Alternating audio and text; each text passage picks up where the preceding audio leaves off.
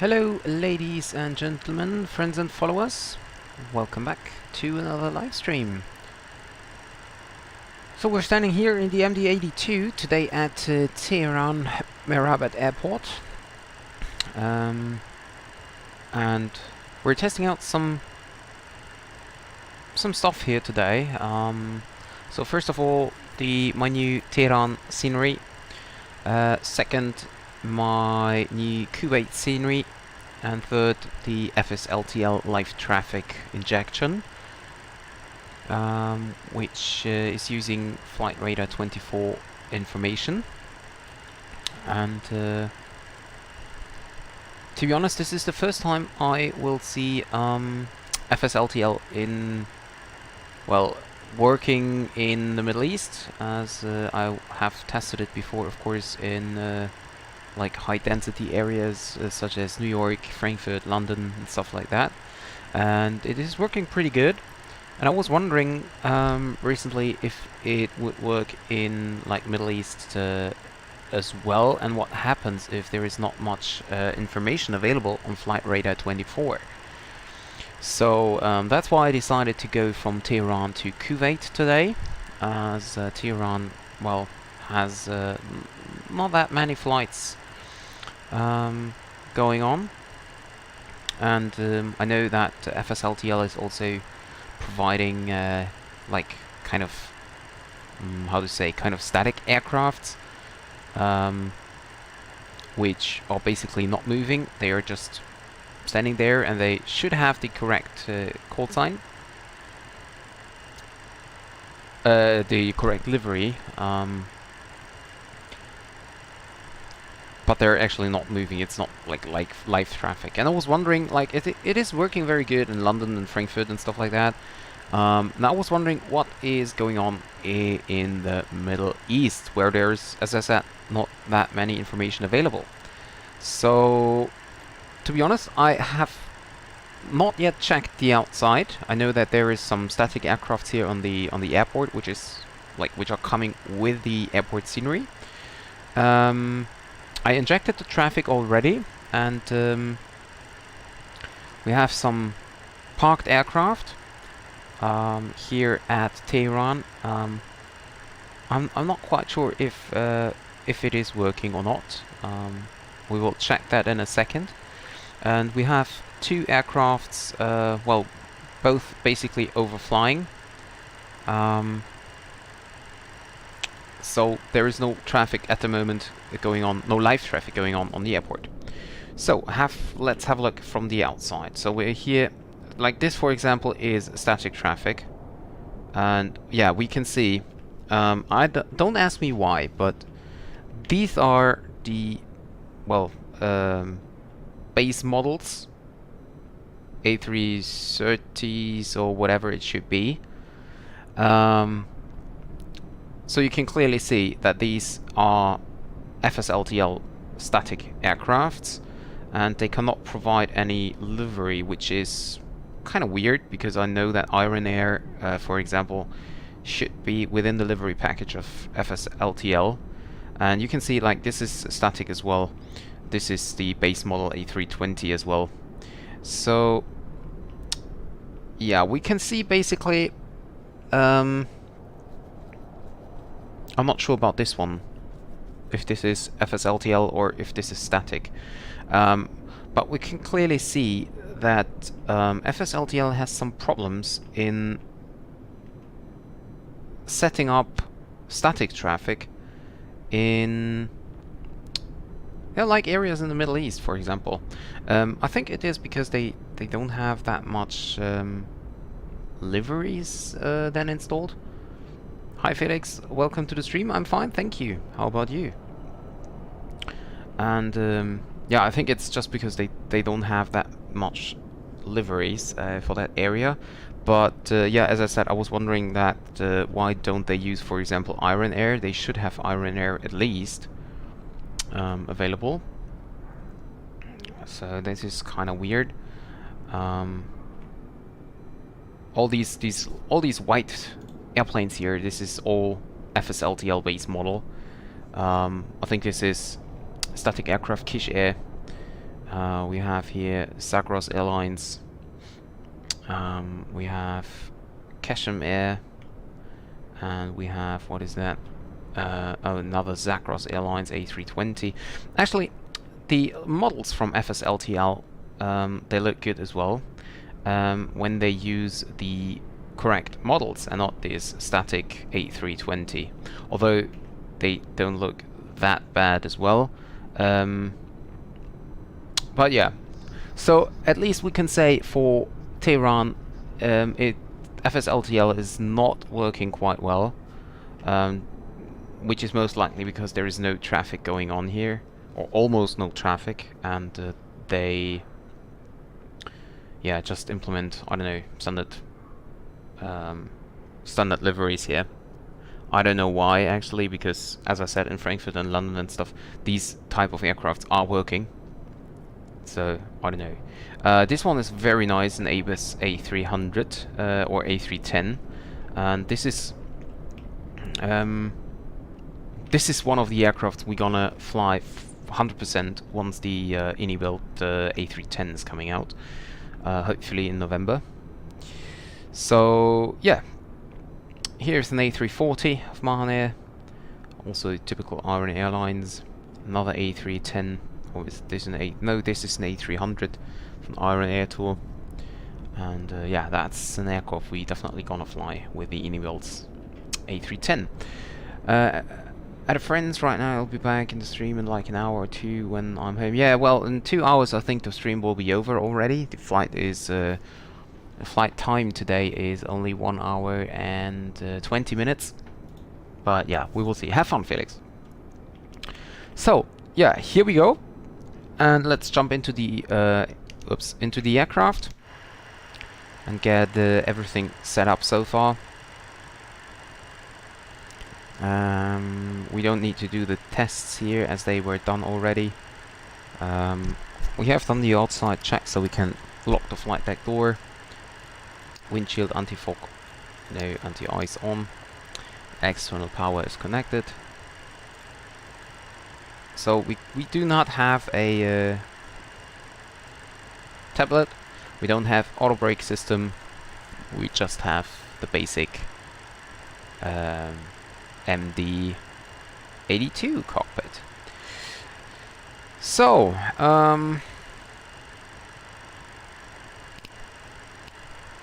turn that to auto, and let's get into the FMC and position in it.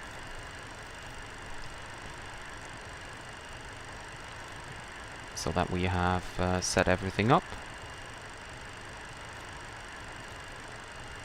Okay, for pre-flight, init data. I always forget how this init request is working. Do I have to enter? No, I have not. Okay, there we go. Weight and balance. So we need to check that. We have trip fuel of 4277. We have a taxi fuel for 856 kilograms. And we have a block fuel of 10,197, including extra fuel of 856. Oh, by the way, 856 was the extra fuel, so we have 3634 for taxi.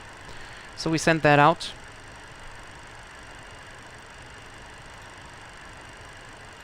Go for the flight plan and request the flight plan. And now we should have some messages received, or not yet, but they will receive soon. There they are. ACARS message. Crew message. So we have the preliminary weights here. So we have a zero fuel weight of 54.5. So we tune that in here. And there's another message, which is the flight plan.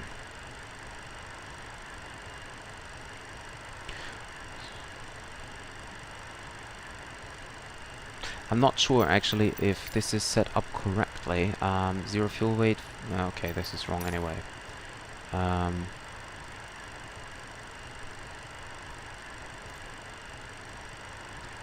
54.5.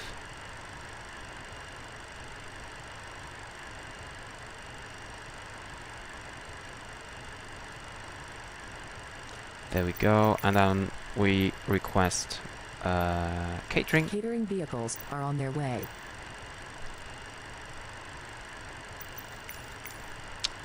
Hi Martin, welcome to the stream. And we also request refueling. So, let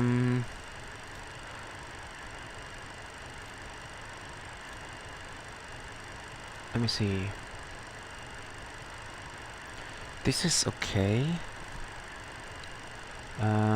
Takeoff weight 54.65.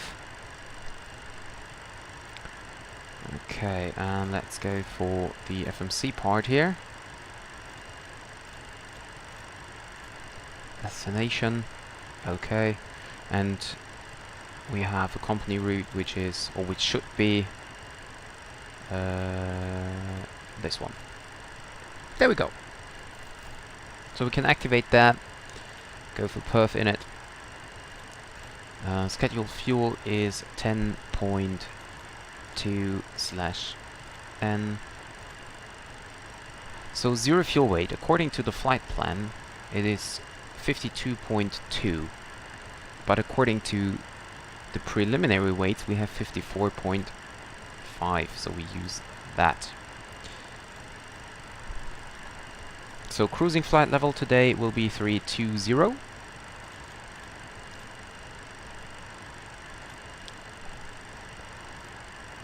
We have an average wind of 270 with 22 knots and an ASA deviation of +10.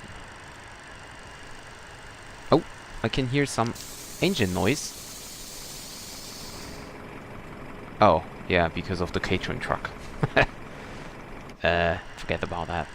Okay, reserves. So we have final reserve plus alternate 39 plus extras 47.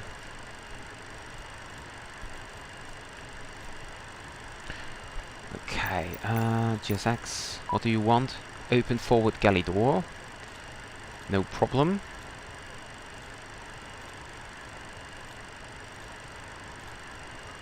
Yeah. Open forward service door. We'll open that. There we go.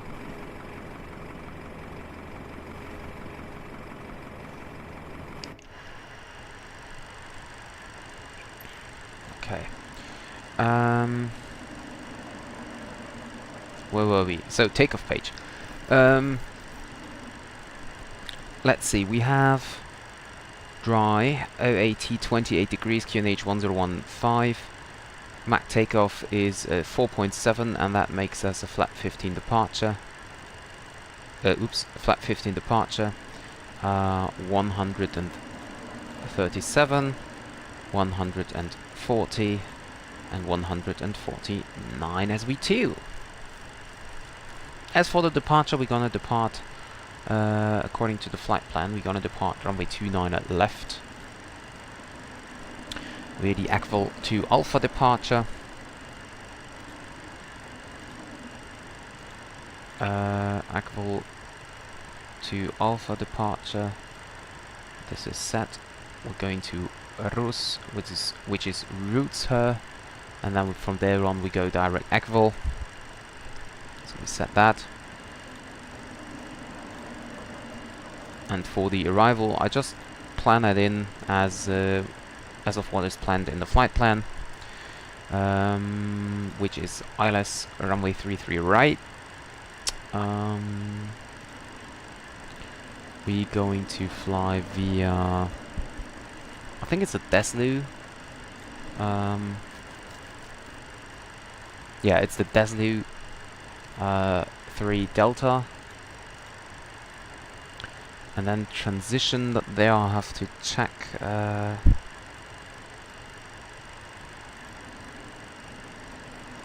Let me see. IMGAF. Oh, IMGAF is here. Oh, I think we're gonna go via IMGAF. Okay, transition IMGAF. Okay, set. Close forward service door.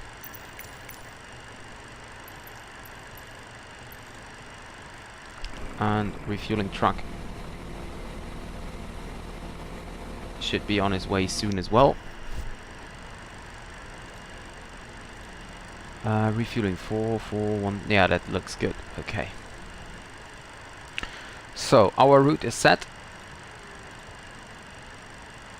Let me see. We're going from Desnu to Basel, and from Basel we go to IMGAF. Well, that actually doesn't make a lot of sense. We could also go via Kuwait. Yeah, I think that might be better.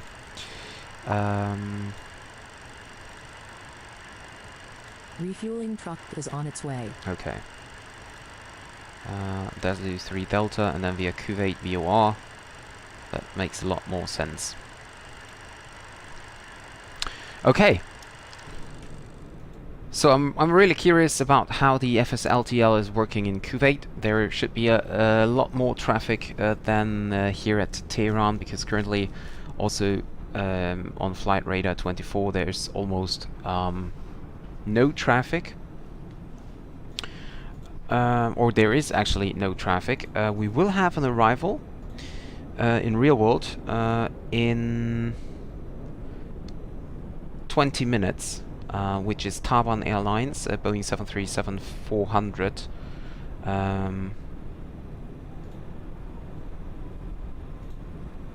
Which is coming to us, and I think we're gonna see him. So yeah, okay. Now we wait for the fuel truck to arrive. FMC is set so far, and then we can also Fuel truck is in position. start packs.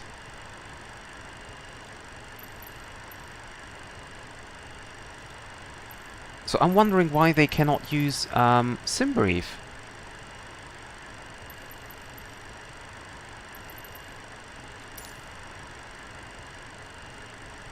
That's kind of weird. So I go for start, and now we are refueling.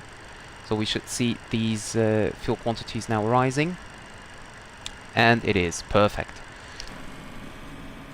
Oh, refueling completed. Okay. It is not, apparently, but yeah. Okay, so we can request boarding. Boarding requested. And we also start now our flight.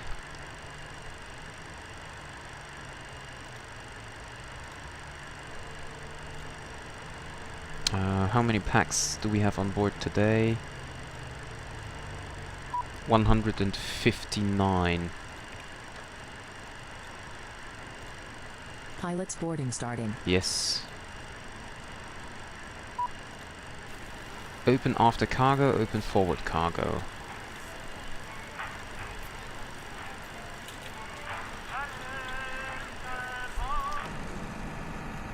Okay, so cargo is going on. Jetway is connected. Forward main door is open as well. And now the actual takeoff weight will of course be rising because we're getting fueled up. So we have to check that later on, and I think we should receive a final load sheet as well. Are we almost done boarding back there? Okay, we have 11 minutes left Let us know if you need to. for the boarding.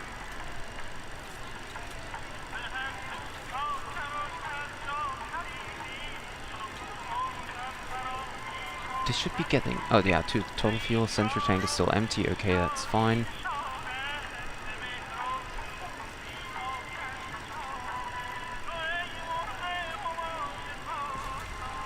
Your crew has boarded. Okay, my crew has Passengers boarded. starting. Oh, that's nice.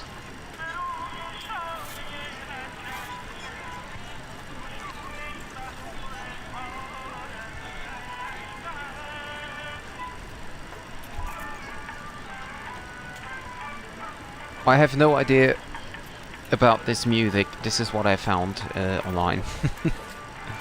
And yeah, I just hope that this is okay for boarding music.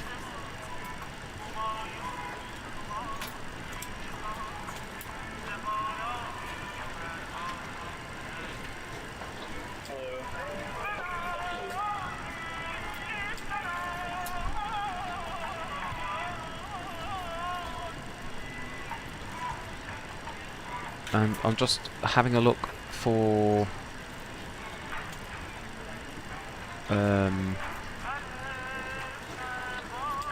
my Maddog files. I need the checklist. EFP Flighter Maddog Volume 1.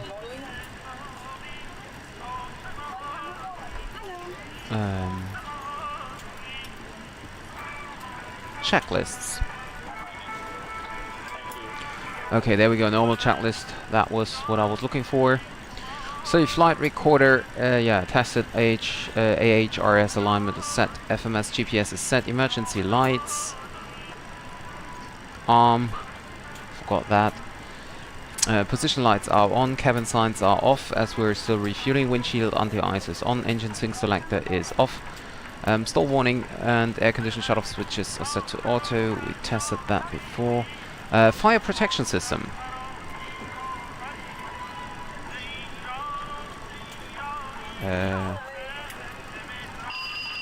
Fire left engine. Fire right engine. Fire left engine. Okay, so we needed to test that. TRP is tested. Fuel quantity. We are currently fueling up. Fuel shut-off levers are off, and cabin pressurization lever is set to auto position. So this is fine.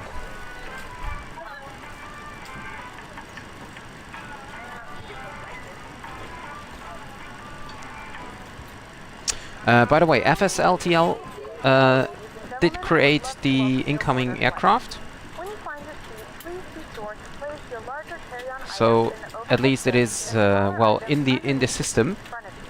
and it looks good that it's gonna be arriving. All of your items I'm very interested in if they really have a Taban livery, and there is also another aircraft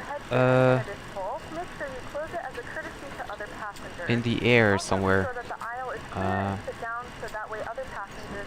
which is not appearing in FSLTL. Somewhere in the air. I don't think. No, we cannot see it. Well, we will have a look on the Taban Air arriving. So, flight director, oops, on. We can set the altitude directly up to flight level 320. We don't have ATC because we're flying offline today. Obviously because I want to test FSLTL.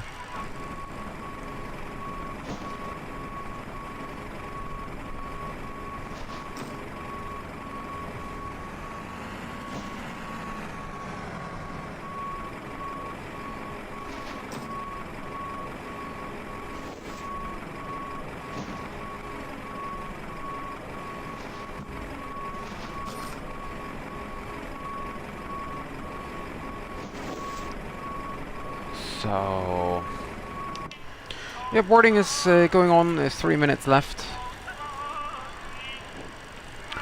and the refueling is almost done.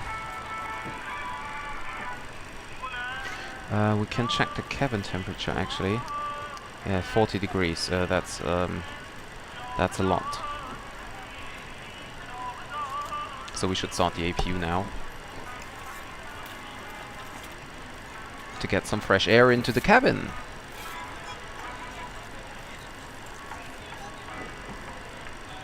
Okay, this is set. I'm just not 100% sure if we received the load sheet. Or we should have started boarding maybe.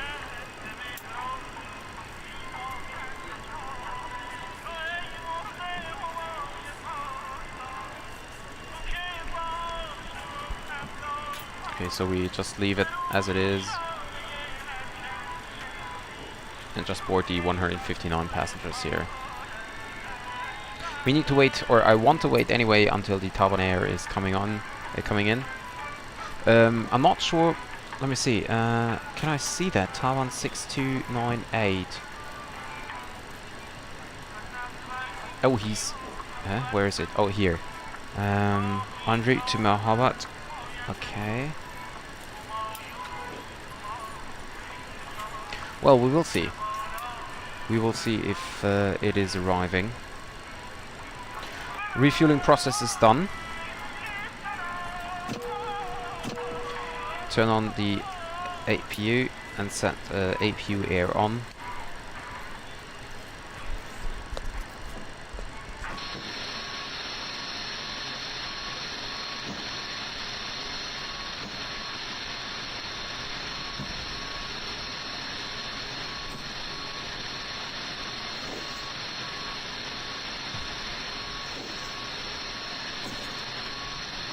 Tune on the left is this runway, by the way, here.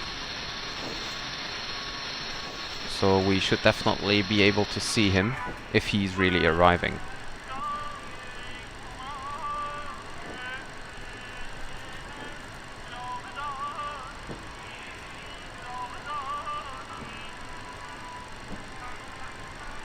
And the real traffic is currently about 10 minutes away. Ladies and gentlemen, it is my pleasure to welcome you aboard. Federal regulations require that carry-on items are stored prior to... We're gonna depart runway 29 left anyway, so we will also taxi to the runway.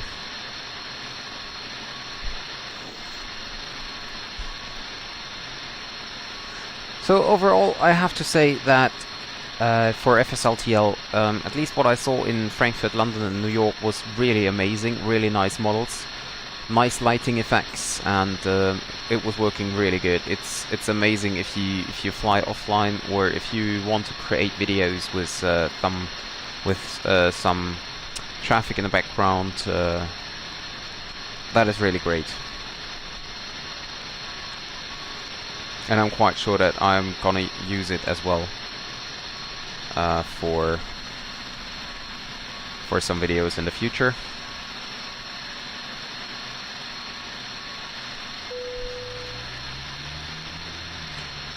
Boarding seems to be completed.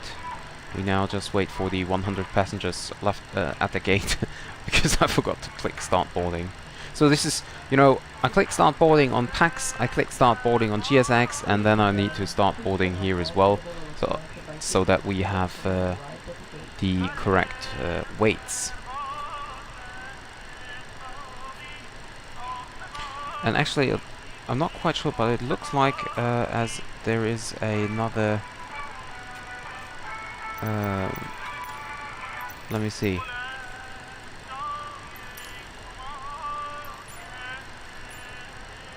(120) at 6. So maybe it's not even runway 29 active. Could also be runway 11 active. At least the real world flight seems to be going to runway 11. But we will check that later.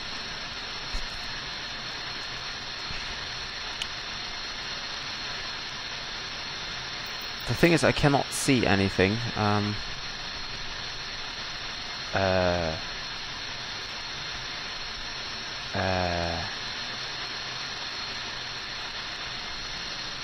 What is that and that?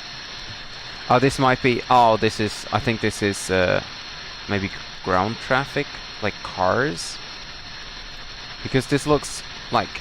Yeah, it's this is GSX part here. Because this is the baggage cart.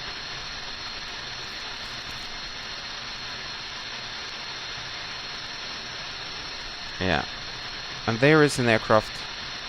Okay, this is nice. So this is an actual aircraft here at Imam Khomeini Airport.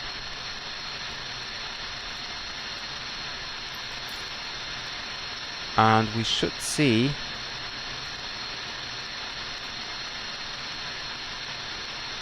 So the real world aircraft is currently here.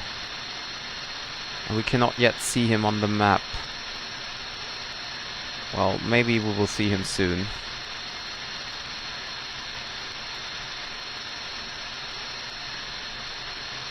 I'm still wondering what... Oh, this is the cargo part. Yeah, I have to close... Federal regulations require that carry-on Close, close, close. Items must be placed completely under the seat in front of you or in the overhead And as soon as they are ready, we gonna depart. Please let us know if we may assist you. To expedite the boarding process, please be seated as quickly as possible after storing your carry-on items. Take a moment to review the safety instruction card on your seat back pocket. Passengers seated in row...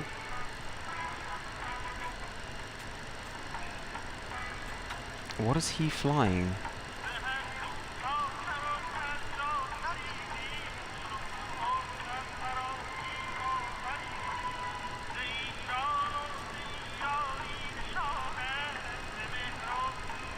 So the interesting part is we should have some MD-82 and Airbus A310s here at Tehran, according to FSLTL, but they are not appearing. It's kind of weird.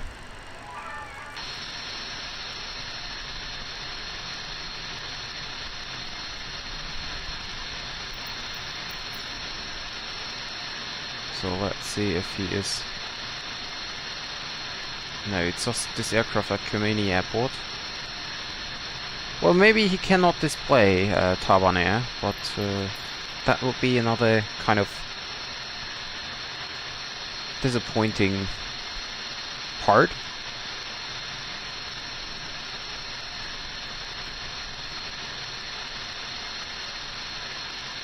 I mean, the aircraft was created.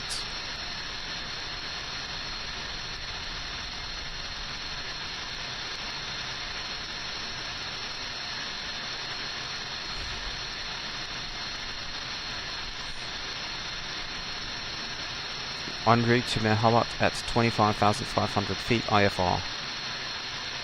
Well, the problem is I cannot check the aircraft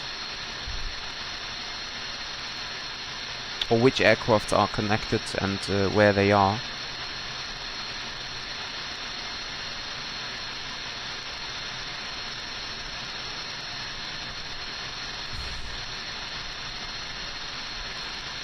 But it should be arriving shortly. I hope it is gonna work, because boarding is now completed and we're gonna start our pushback procedure now.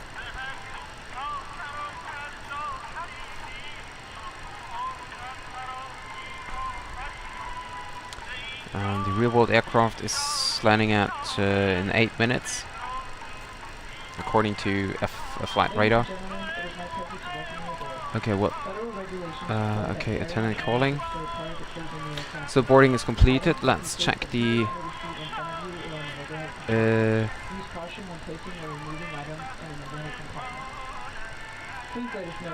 crew message. Captain, check your fuel payload planning. Weight is beyond maximum. Yeah, I know.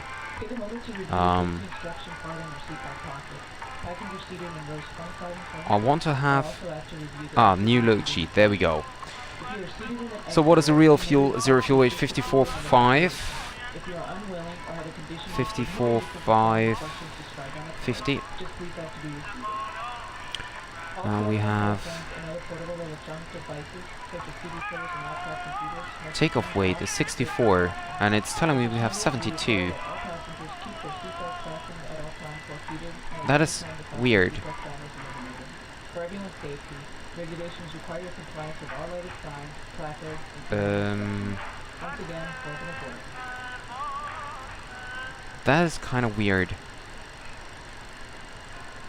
Zero fuel weight is 54.5 and takeoff weight is 64.4.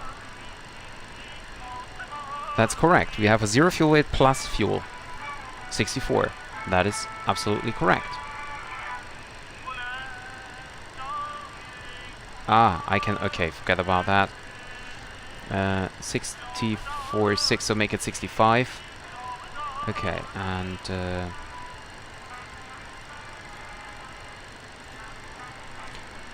137, 140, 149. Mac takeoff is 4.7.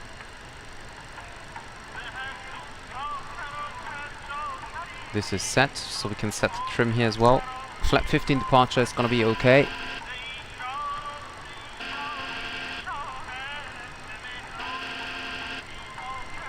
We set standard IFR code. Hold off reporting. And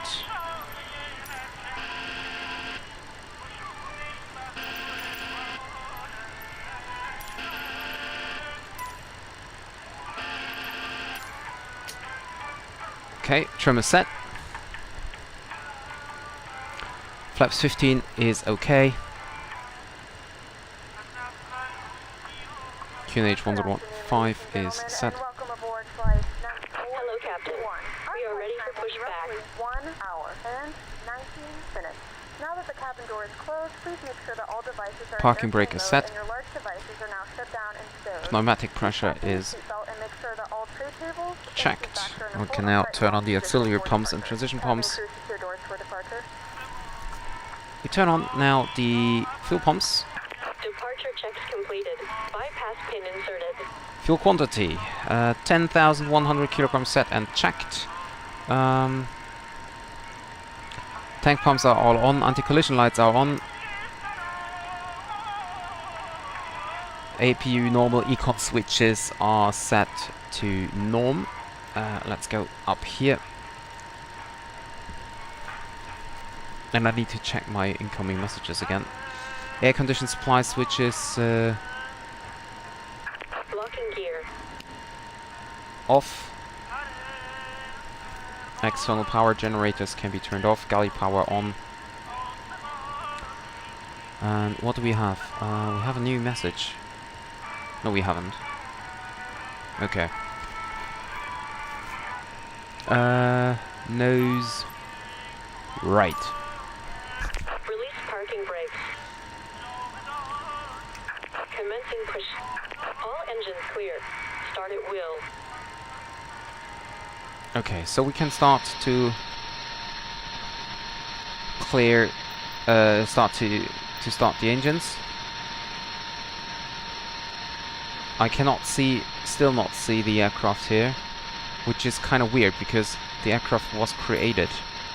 That's really weird. Okay, but anyway, Ladies and gentlemen, please direct your attention to the flight turn off the attendant's crossfeed safety valves. When the seatbelt light is fastened, please make sure that your seatbelts are fastened Ignition well across your lap. A. Fasten insert the metal fittings into one another and tighten by pulling on the loose end of the strap. And engine 2 is coming up. We suggest that you keep your seatbelt fastened throughout the entire flight as you may. So the real world aircraft is now, I think, on final. And there is another Mahan Air leaving Tehran for Ardabil, which is just lining up. In some cases, your nearest exit might be behind you. If we need to evacuate the aircraft, there is lighting on the floor to guide you towards the exit. In the event of a loss of cabin pressure, an oxygen mask will drop in front of you. Start the flow of oxygen, pull the mask towards you, and place it firmly over your nose. Ignition right off. So this aircraft is apparently not simulated, but there it is. There is the incoming Taban Air. The Mahan Air is not simulated, which is departing right now, but the incoming Mahan Air, the incoming Taban. I'm not sure. Can you see the lights already?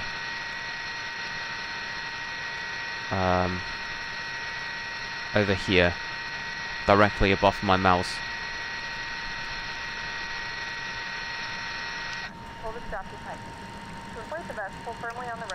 And GSX has some problems because... Okay, I was just about to say has some problems because it's pushing back like 4 hours, not stopping anymore. Waiting your confirmation for a good engine start. We have a good engine start. Cockpit to ground. We have a good engine start. Keep it disconnected. Starting engine 1. We remind you that this is a non-smoking flight, and that includes vaping. Tampering with, disabling, or destroying no. the smoke detectors located in the laboratories is strictly prohibited by law. All of this information and more can be found in the safety card located And in the ignition seat 2 back in off. front of you. We suggest reading this Pilot and letting Stolly the to captain captain. know if you have any questions. Thank you for flying with us again, and we hope you enjoy your flight. Unlocking gear. We wait until engine 1 is stabilized. We can turn that off. Okay, engine 1 is stabilized, so we can set that on as well. Close this down. Ladies and gentlemen, if I could please have your attention to review some important Tow truck disconnected. Bypass pin removed. And APU off. straight up. Your tray table is straight. Left is clear. Right is clear. Seat in front of you or the overhead bin. For everyone's safety, regulations Nose lights require dim. compliance with all lighted signs, placards, and signal instructions. To fasten your seatbelt, place the So where's the aircraft? Coming in here.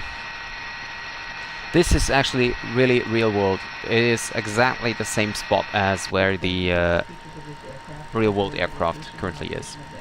So flaps. Slats extend.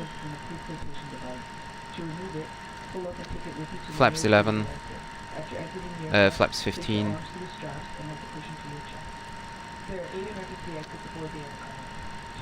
There we go. TRB set for takeoff. Set the bugs. Flight controls check. Full down, left and right, rudders. All clear. Hi Felix. I'm doing well with the flight. And we're just departing now. So parking brake release. Add some thrust. No takeoff warning, so we are set for takeoff here.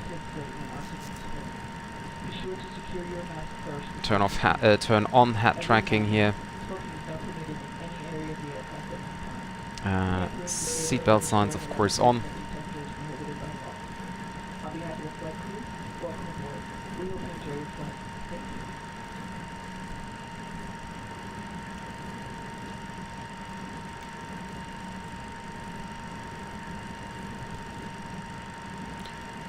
And now we're checking straight ahead, and there is the Taiwan Air 737-400 coming in.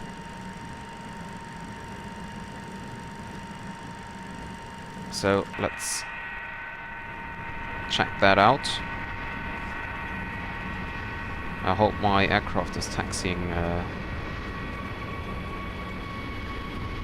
on its own. There it is. Yeah, well, it's... So, there is no Taiwan Air livery. But overall, it is working. This is quite good that this is working.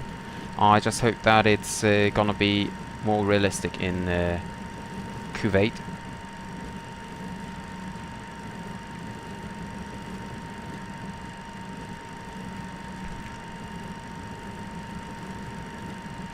For takeoff.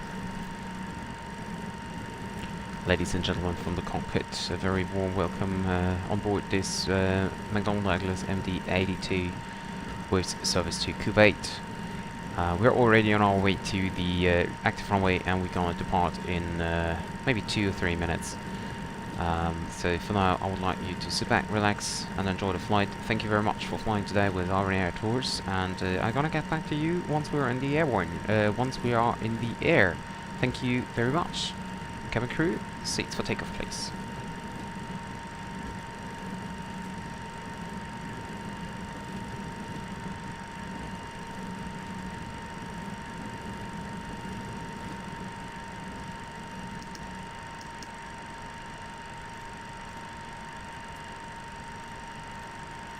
Ladies and gentlemen from the cockpit, a very warm welcome on board this Maddog MD-82 with service to Kuwait.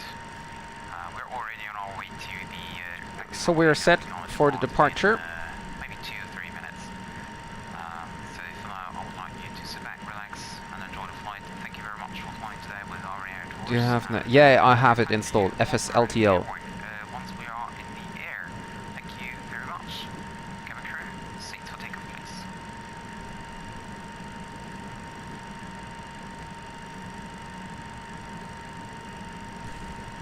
So I will engage the autopilot very soon,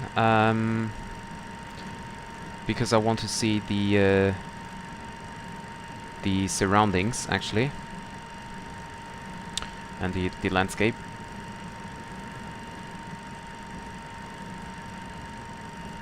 Auto thrust on, engines stabilized, takeoff thrust set.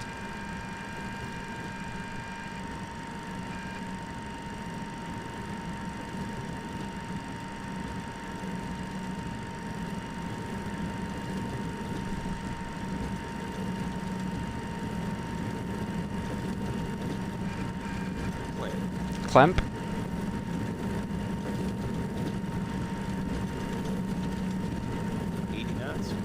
Checked.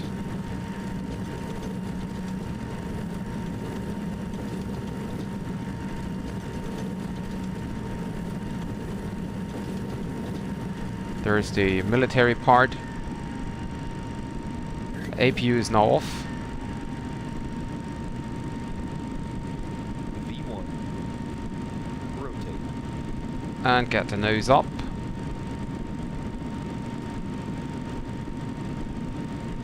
Positive rate. Gear up.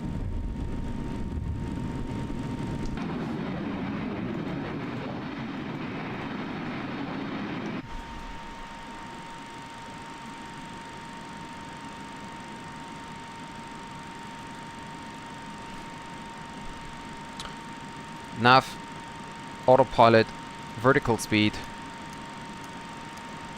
set flight level 320. Stabilizer motion.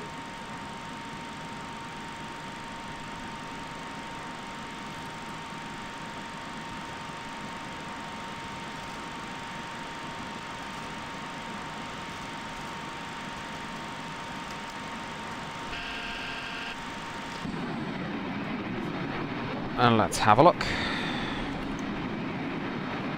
Well, I love the mountains here in the background. It's so scenic.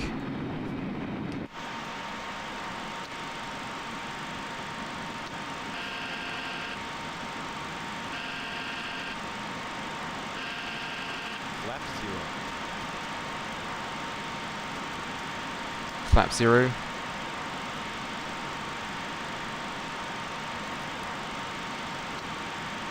And slats retract. Slats retracted. Wow, that looks great. That looks great, doesn't it?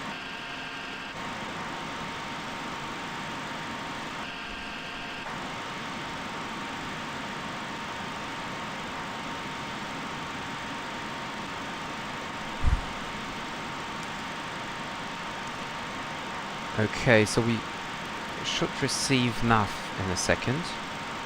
I could just select direct roost. Okay. Now we should nav track, word speed. Okay.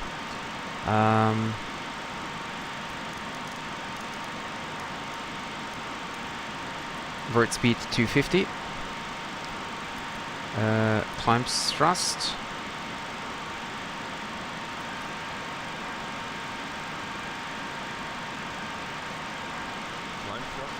Okay, there we go. Okay, have fun, Felix. Martin, no, I don't think so. This is for FS2020 only, I think. It's also added to the fly-by-wire installer. So I don't think it's for X-Plane. At least I've not heard of it, so.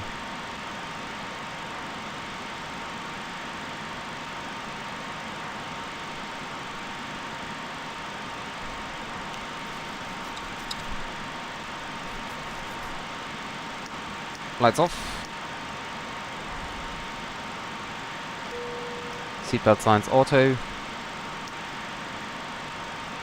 Nose lights off.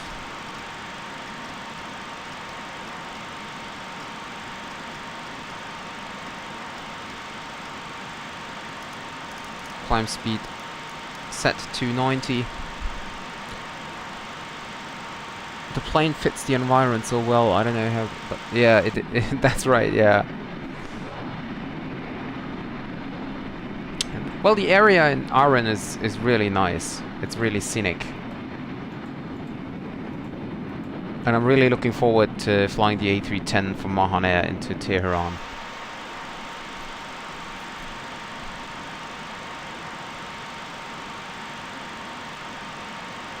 That is indeed a very good question. I have no idea, to be honest. I think in auto position,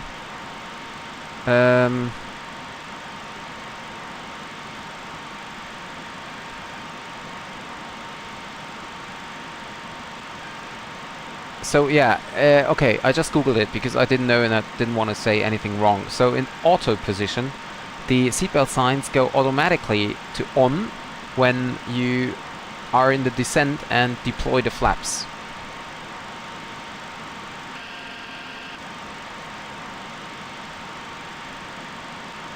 And I think also if there is turbulence, then the aircraft recognizes it as well and turns off on the seatbelt signs.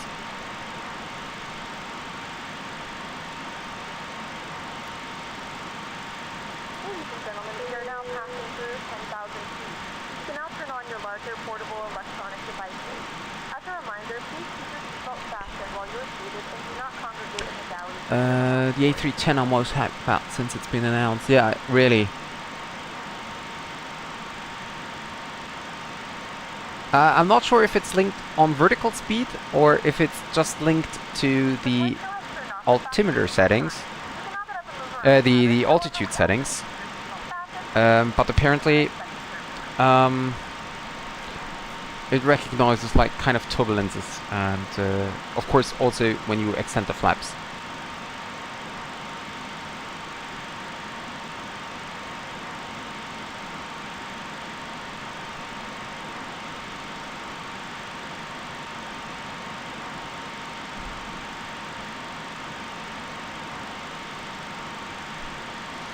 And I think that's just for security reasons. So that, you know, right now I'm switching the seatbelt signs to auto. So that when I am descending later on, and just in case I forget to turn on the seatbelt signs, then they will be switched automatically on.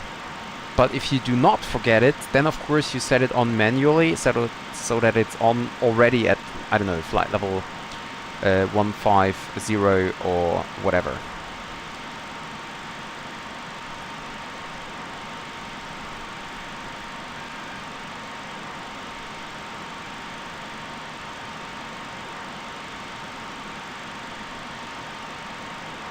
So let's see. The FSLTL traffic injector is working right now. So they are currently... that was funny. We have a Scoot 788 injected from Berlin to Singapore. they are flying around Ukraine and war areas. So they're coming down here over Iran. Right now it is already removed again, as out of range. But yeah, so talking about FSLTL, I have to say that it's like if you're flying in areas like Iran, I can imagine like Iraq and Afghanistan as well, maybe Syria, then you don't have as many airlines there, because we were just able to witness the Taban Air, for example, was just a static aircraft. The Mahan Air, it was not displayed at all. And right now we have a Keshem Air MD-80 coming in. No, Fokker 100 coming in. It is actually created, I think, but no, it's not. It's not even created. It's not even created. So yeah, you have a lot of traffic which is not simulated.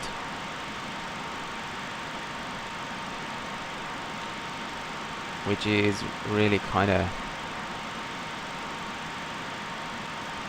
sad, because I really thought that they have these liveries available, but apparently they have not.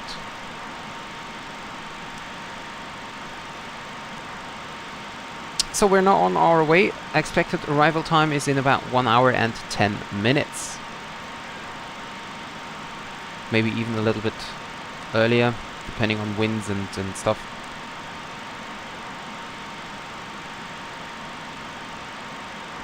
Exactly, yeah. You can tell FSLTL to inject static traffic so that the airport doesn't look as empty, and then they inject traffic which is not moving, which is just standing there at a gate, and then you have of course the flight radar 24 real world traffic coming in, and as we were able to see, this is working really nicely. I can set the hydraulic pumps to low, transition pumps off, and auxiliary pumps off as well. Yeah, so this is working quite well. But yeah, delivery part is not as nice, and also I noticed that FSLTL does not have an A380 model. So all the A380s look kind of weird. They just using any, I don't know, default model or something, and this is really kind of weird. Hi Zane, welcome to the stream.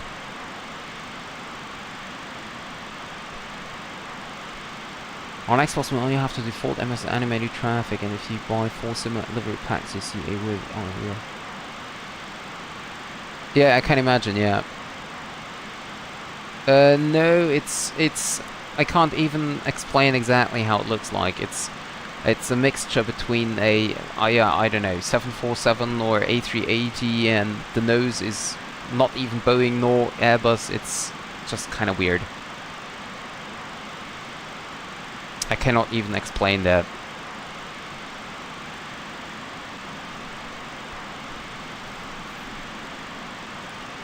Yeah, it is. But maybe we will see a A380 in Kuwait. Maybe we will see one.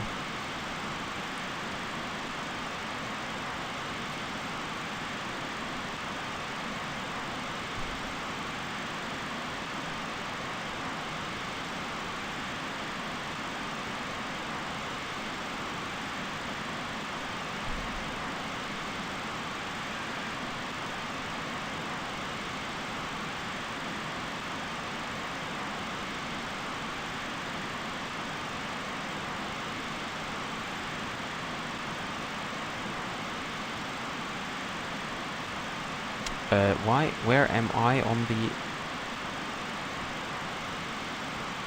the list here? I cannot find myself on Volanta.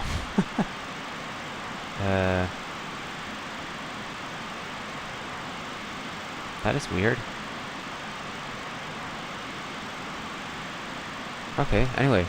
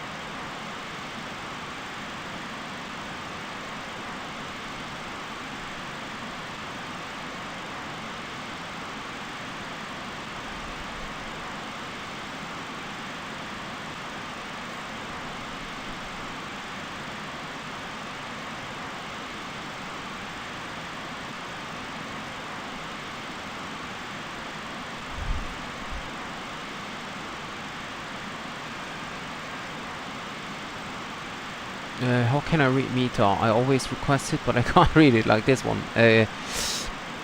Well, so basically, this is, I think, Faro Airport, is it? So the first numbers are the date, or the current day, which is the 3rd. And then you have 11:30 Zulu time, so the meter is from 11:30. Then you have the wind information, which is currently 110 at 11 knots. So wind's coming from 110 degrees with 11 knots. CAF OK means clouds and visibility OK, so there are not many clouds. Sometimes you can also see sky clear, that means that there are no clouds. Then you have 24 degrees, which is the temperature. You have 16 degrees as dew point. And, then obviously the QNH of 1021.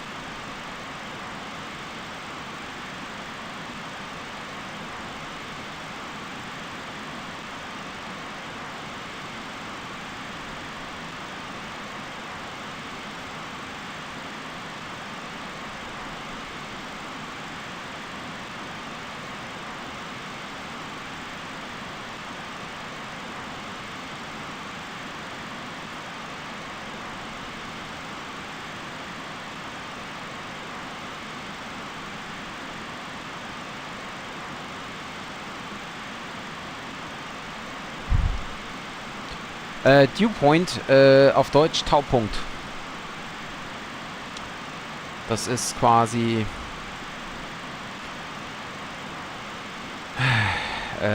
ja, das ist quasi der Punkt,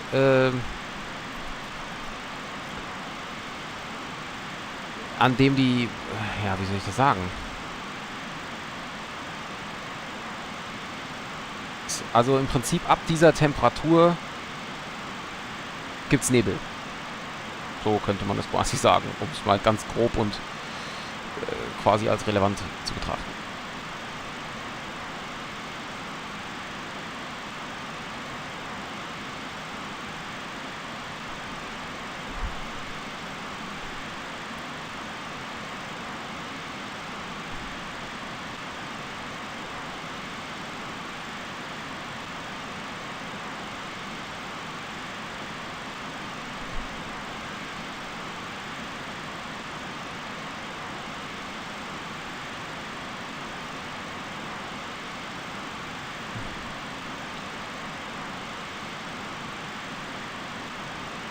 Doch, im Prinzip ist es, also sagen wir mal, der Punkt an und für sich ist der gleiche.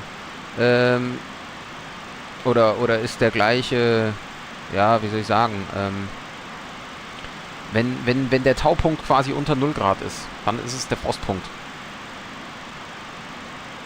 Weil dann halt statt Nebel eben Frost kommt.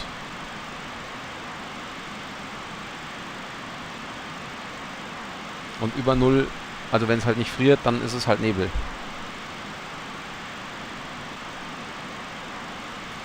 Ja, gerne.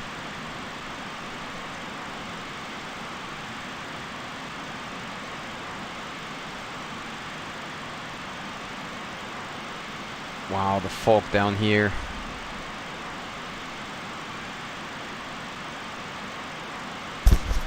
This is looking so great.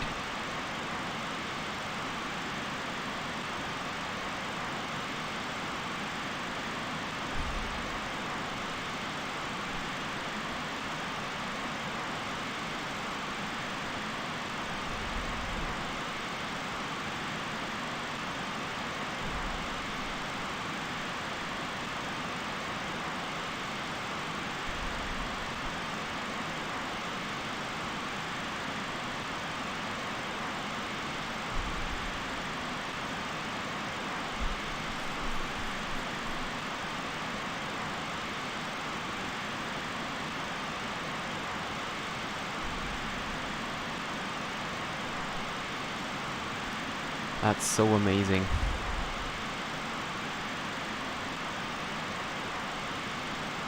Oh, is that? No, it's real world weather. I'm like 99.9% flying real world weather. If not even 100%. Unless I'm doing a video or some other kind of explanation or whatever.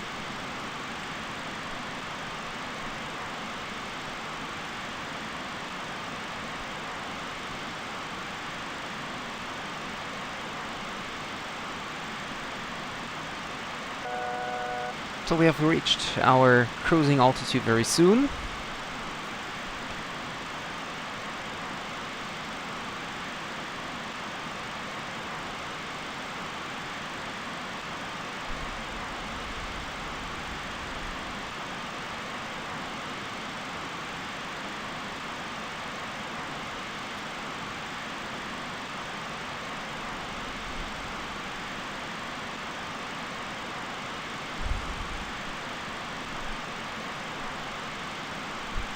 So let's see, I have a problem with Volanta currently going on. So we'll restart that.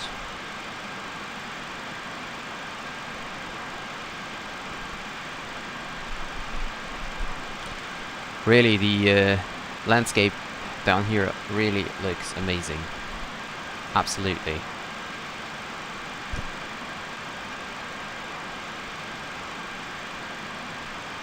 Because you can make fog on Xbox, but okay. Okay, that's weird. I really thought that it should be quite the same on Xbox. Please look in your seat back for our list of complimentary and premium drinks. Premium drinks are available for a small charge. Please note that we only accept credit cards. So Volanta is apparently having problems currently. I cannot start Volanta. Which is kind of weird, but... yeah, that's really sad.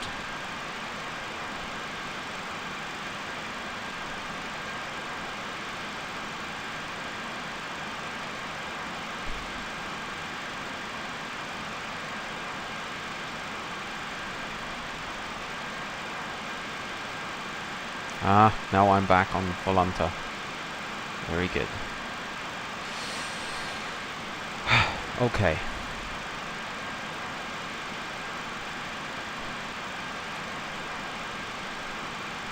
So let me see, what do we have as weather information for Kuwait. So currently we have 120 degrees, 6 knots, QNH 1007, and a temperature of 39 degrees. So we're gonna land on, I think with 6 knots, we can still land on runway 33. But actually, let me double check what they are currently using in the real world. Okay, in the real world they are actually using the other side. So in that case, I should not go for ILS 33 right.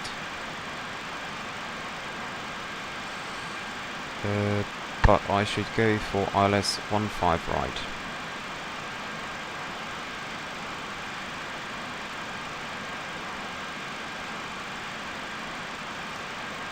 And I think I'm going to go for ILS Yankee.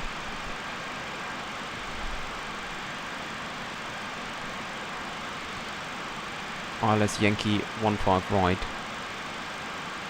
Via Desley 3 Delta and then via Basel transition.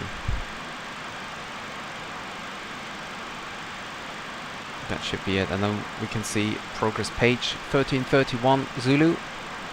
Oh really, that would be... is the overlay not working again? Because it's telling me 1245 Zulu. Let me restart the overlay, because I think it's not working.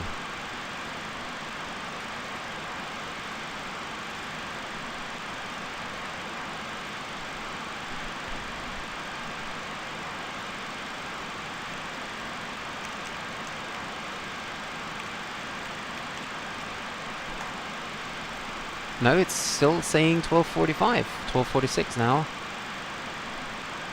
That would be even 45 minutes earlier than what we really have. That doesn't make any sense, does it? Center tank is low. Okay, we turn off the center tank fuel pumps. And let's check. Yeah, so we're coming in from Deslu. And then we go Basel, Kua. Okay, we don't need that. So we go via Deslu. Go this Deslu and go, okay, that looks better. And now it's telling me 1301 and that does make sense. Okay, so we got it. We got that.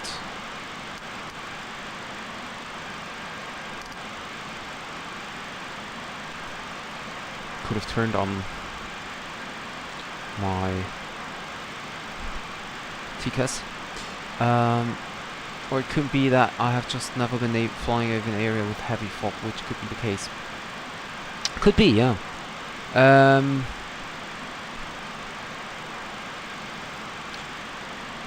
The difference basically is that I need to switch to Mac. That's the first difference.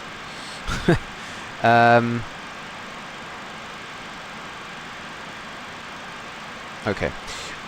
So basically it's just two different approaches, both using the ILS, but they are, well,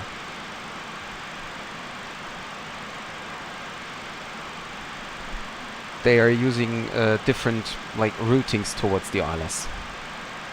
That's basically the main difference. I can show you that in a second.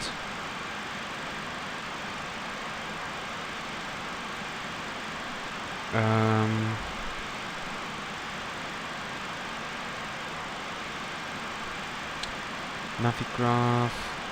There we go.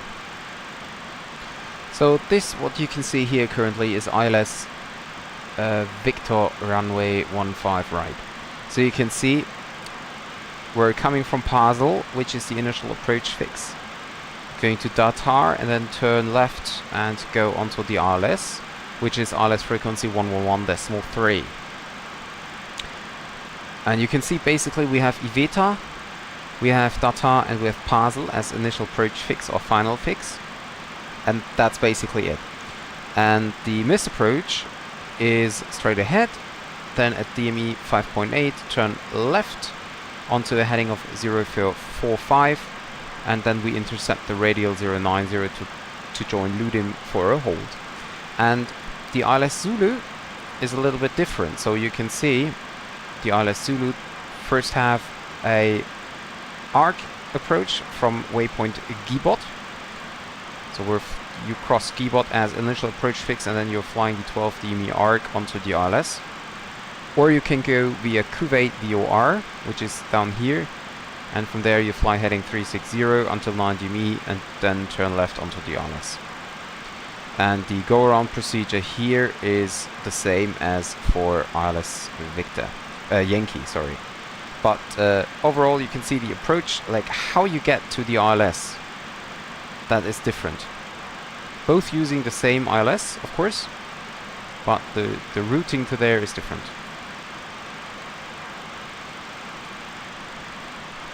And that's basically it. And then you have some other different ILS approaches for different airports, of course, which, yeah, let's say you cannot even see a difference. There might be a slight difference in like decision heights or in speeds of turns or something, which is more obvious. But sometimes, I think Frankfurt is, for example, one of these. Everything looks the same. So I don't even know where the difference is. But there must be somewhere.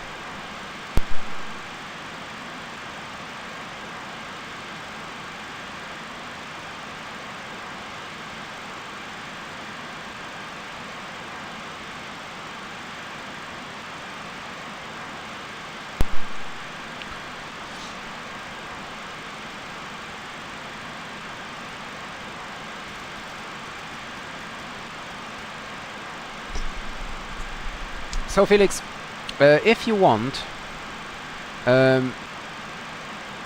you can choose the next routing for the MD-80 flight next week, Monday. So if you want to have, if you have a route which you want to see me flying in the MD, then you can just tell me now, and I will most likely fly it. The only restriction, so to say, I have is it must be a flight time of less than 2 hours. Oh no, actually next week, Monday, I still have vacation. So basically you can choose whatever route you wanna see.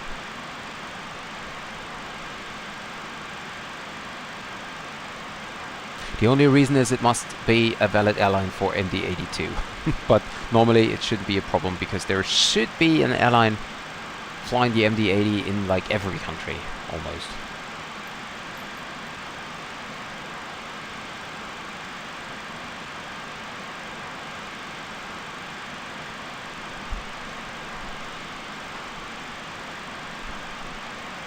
So speaking of the flight of the FSLTL, we have a lot of aircrafts now being created, which are of course en route at the moment, and I'm really looking forward to the approach into Kuwait.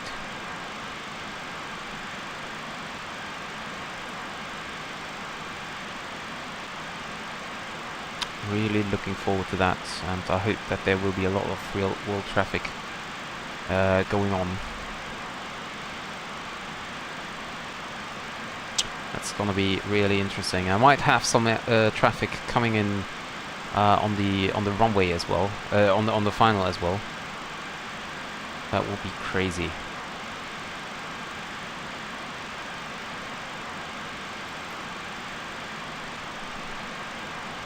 Hi Alex.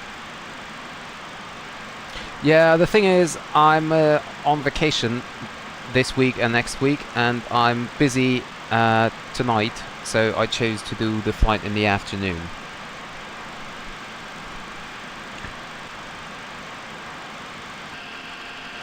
Let me look that up, Felix, and I will tell you in a second.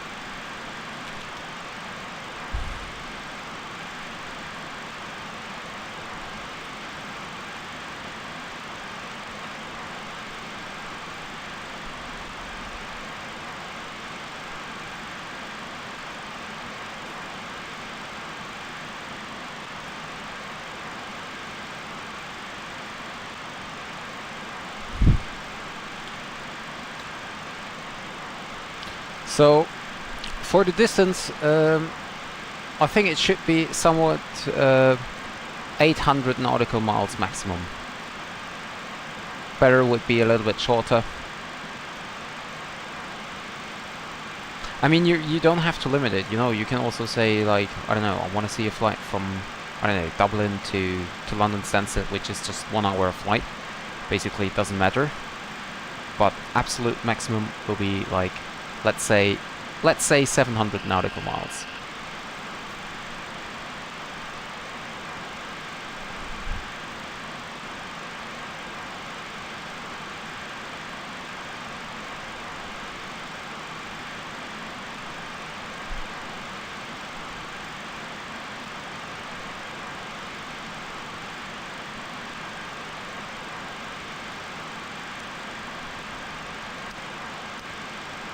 So we're coming in.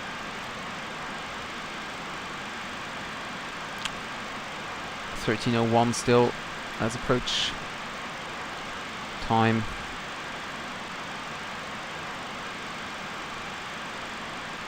And we have a flight log even, which is off block time and takeoff time. And then we have on-block time and landing time. We just don't have any fuel information, which is kind of weird.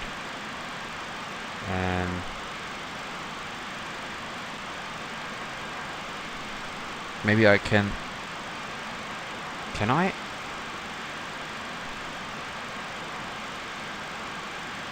Valid entry. Well, I have to... Okay. Do that manually. Well, anyway. Don't worry, Felix. Don't worry.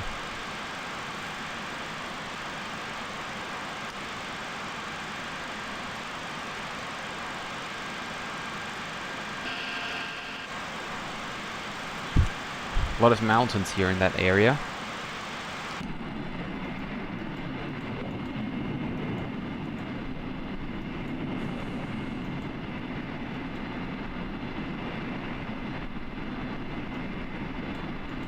And I'm really looking forward for the Unibil's A310 flying Mahan Air into Tehran.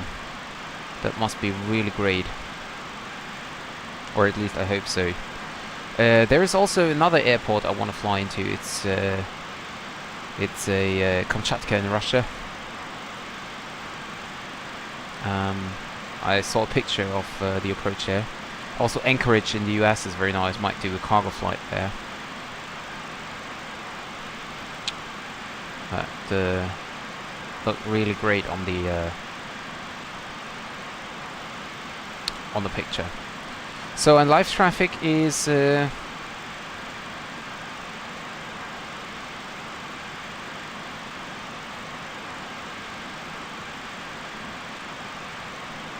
they are even ejecting turnarounds, so they recognize that this is the same aircraft and it's just a turnaround with another call sign. That is great.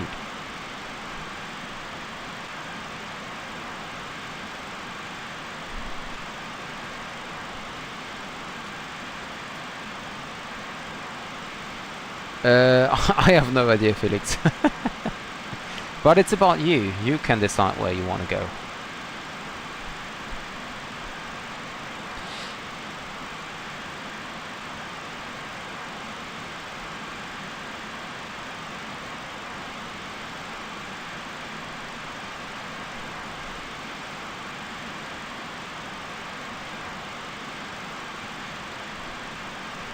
Okay.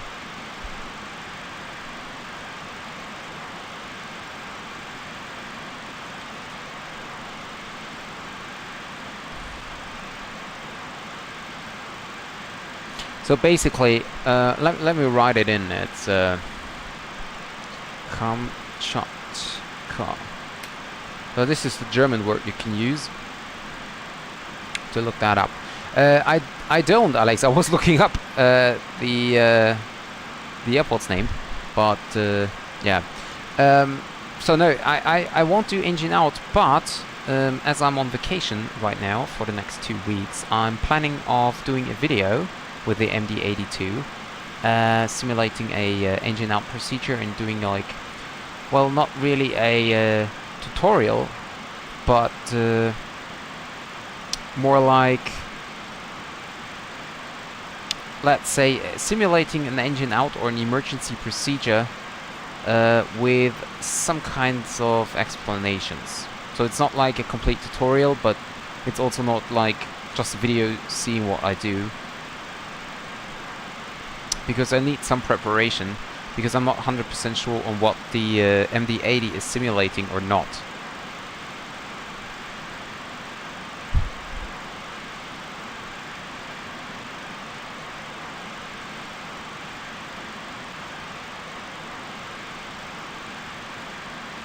And as I'm on vacation right now, I should have some time left to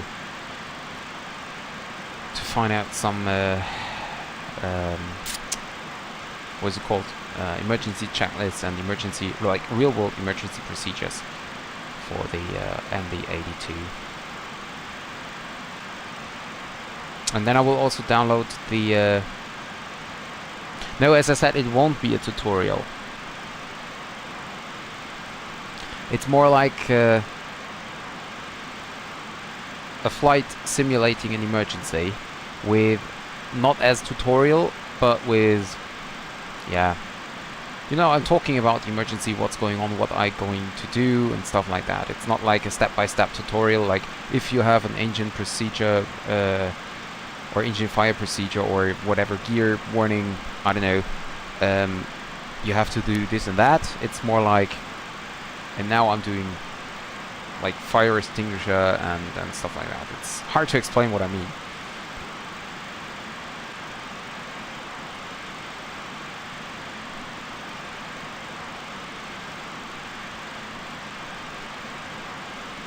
And there is this little tool on Flights MTO, which is simulating emergencies. So you never know when it's gonna happen, and because I want to focus on the new scenery I have installed for Kuwait, and if I do an emergency right now, I cannot focus on the scenery.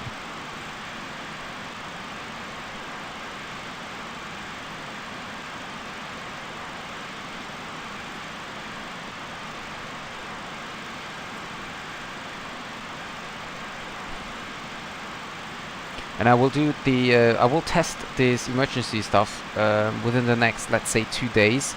And if it's working like I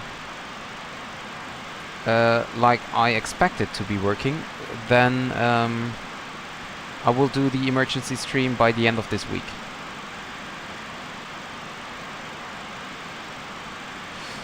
Yeah, Felix, it does have something like that. So, for example, if you have an engine fire, it does simulate a fire. At least I think so. I'm not sure about the gear breakdown, but I could imagine that it should have something like that.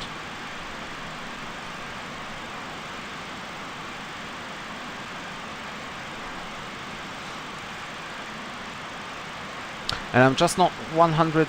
yes, there is. There is. I'm not sure if this is a... like... if this is simulated by the add-on I download, or if this is actually a MSFS thing. Could be from the add-on as well. So if you say Xbox doesn't have, then it might be from the add-on. I'm just not 100% sure if I'm going to do it with the MD-82 or with the Phoenix or with the or with the Boeing.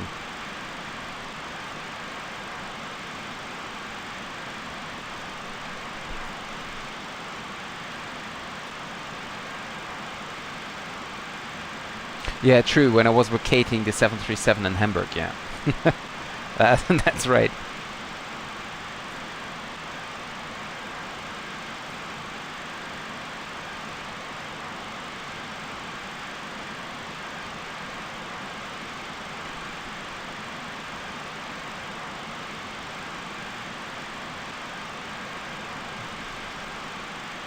So, FSLTL,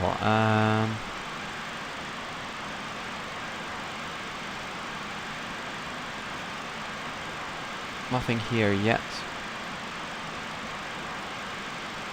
Well, normally FSLTL should have injected a lot more traffic than it currently have.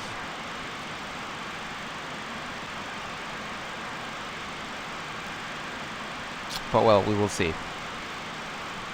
Getting closer to the top of descent. There we go.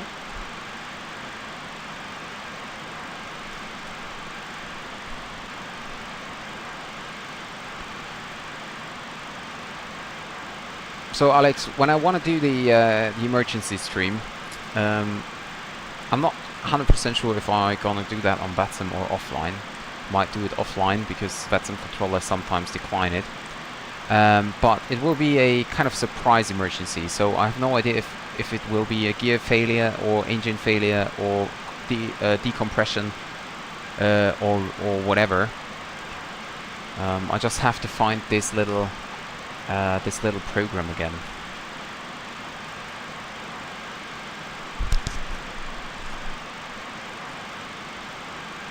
And then of course I also have to prepare the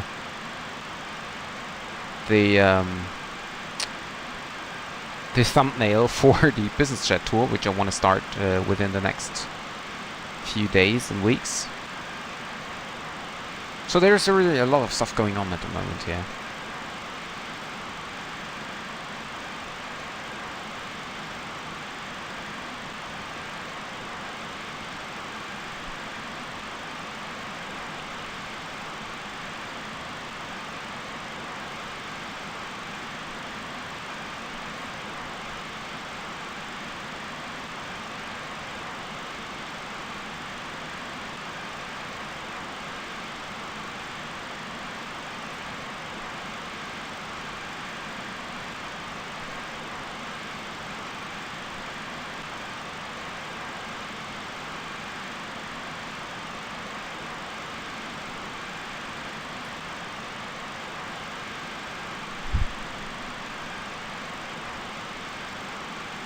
Yeah, I know.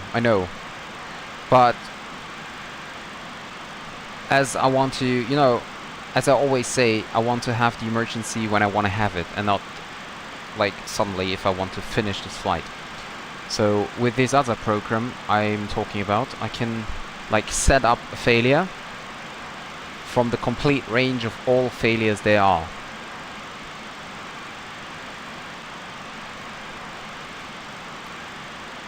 And that means that I never know.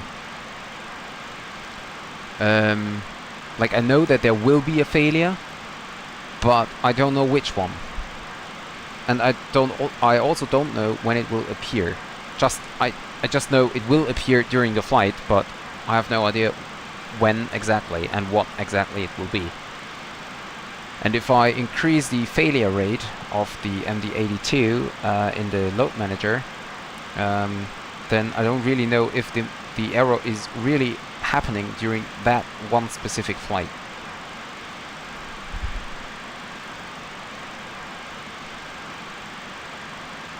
Or I have to set up a failure manually, but then obviously I know what failure it's gonna be.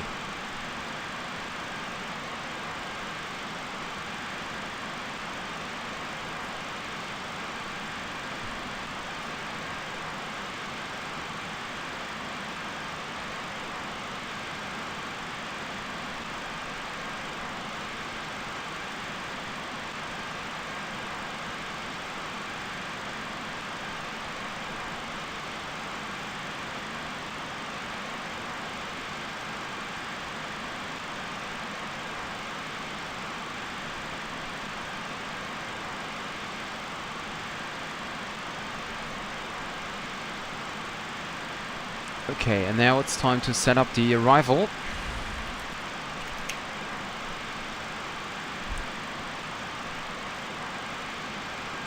So,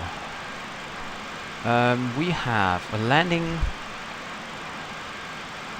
altitude, or landing elevation of, where is it? It's too small. Airport elevation 204.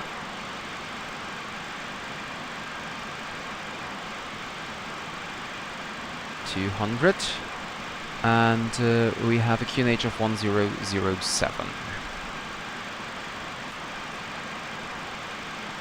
1007. Set.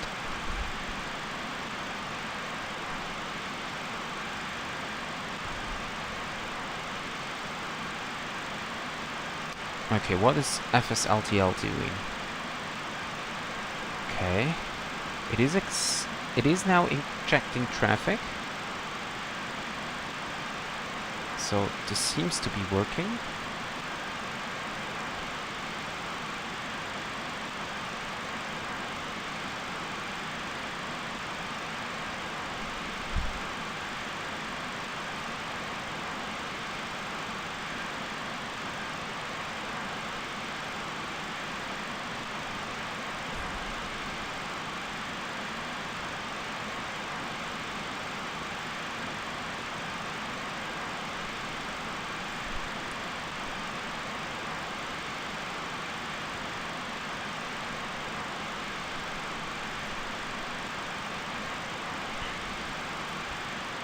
Wind should be still the same. And also concerning to flight radar 24, they are also approaching the same runway. Although this is quite interesting as well. There is no traffic at the moment at Kuwait. There is a Qatari landing soon. Oh, there's an Emirates, but then there's nothing more. So let's see if we can see them arriving, and what will happen on the ground. If do we have also some kind of standard traffic on the ground, as it was in Tehran, or do we have real traffic, like with real liveries? So our landing weight should be somewhere around 57.7. 57.7, so we're going to go for 58. We have a VREF of 142. And landing weight with 58, flaps 28 is 142, so this is set as the same. This is changing here. No, it's not. So 58 is correct. We're gonna do a flaps 28 landing, of course.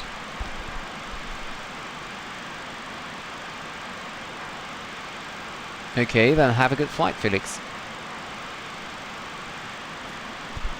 Iron has some interesting... Yes, also Tehran, the departure was very nice with the mountains in the background. That was really, really nice.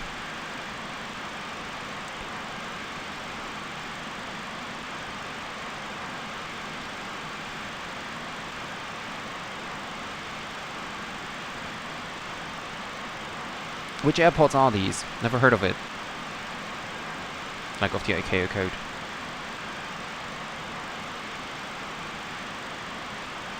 Oh, and maybe... speed restriction to 50 below 10,000. We go for the forecast.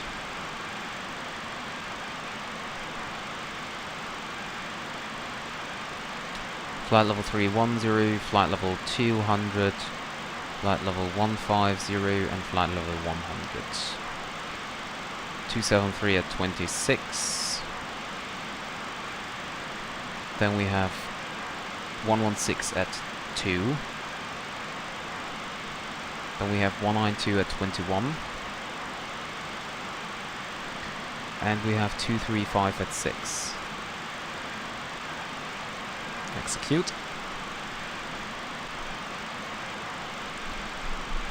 Okay, ILS frequency is 11130. 11130 set once, set twice. And we have a course of 152.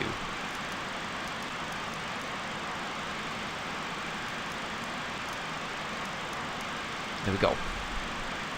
Switch off them. Okay. Ah, they are circlings. Okay.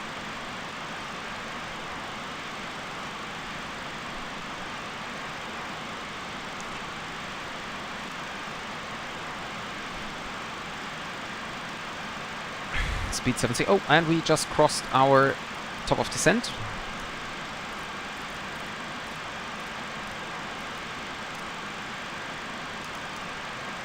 Let's see. Lex.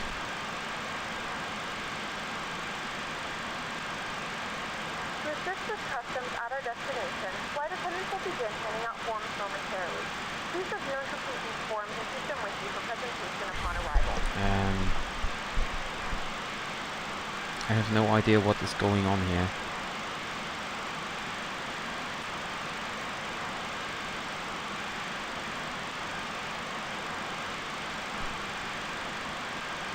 Okay, whatever. Just not sure what's going on here.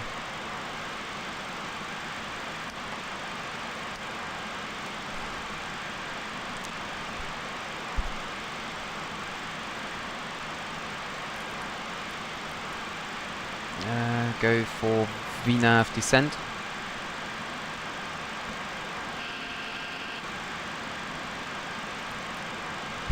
Why are you increasing the speed?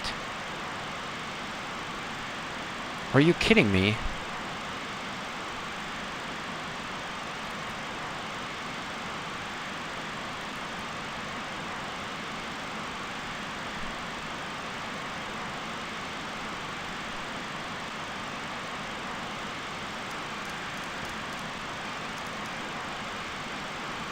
Okay, whatever.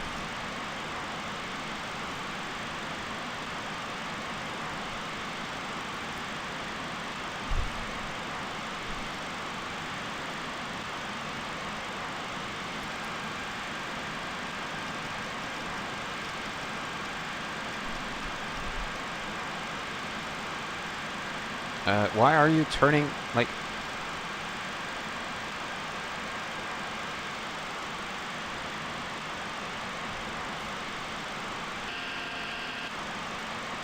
I don't even know what's going on right now.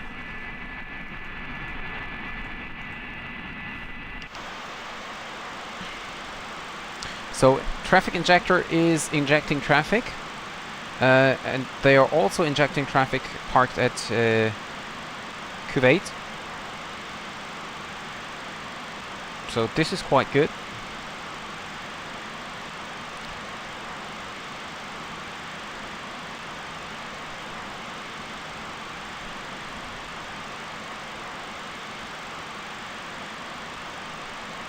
And what about the approach?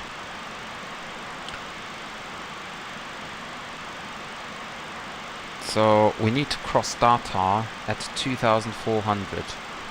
So we make a fixed altitude here.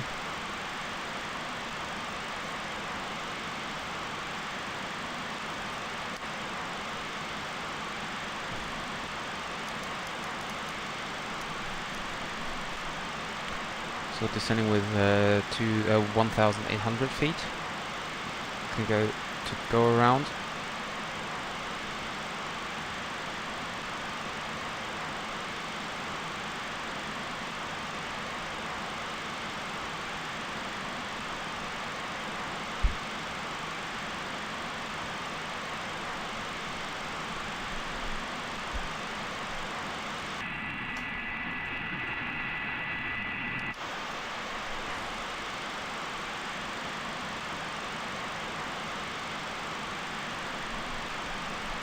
I'm really curious about the scenery here. We're going to overfly the city, which will be very nice.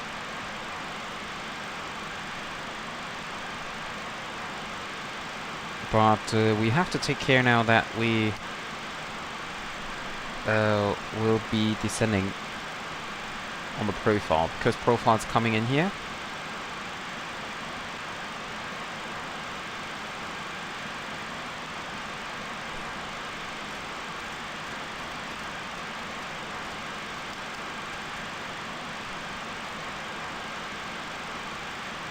We're going to fly a heading of 290 now to intercept our routing again.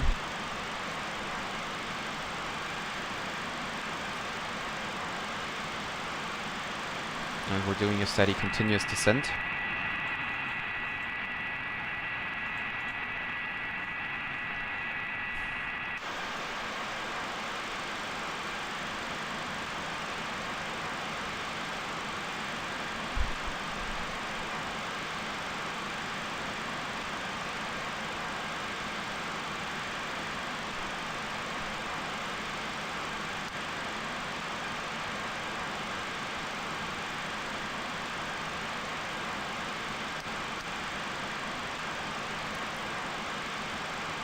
So nav track is armed.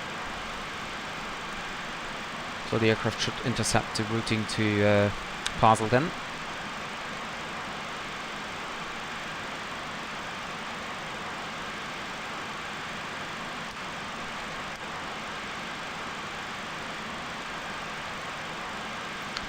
Getting down 2000 here. Nav track is captured.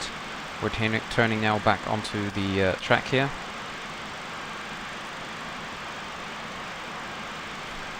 Check the cabin again. It's a little bit cold actually. Only 18 degrees.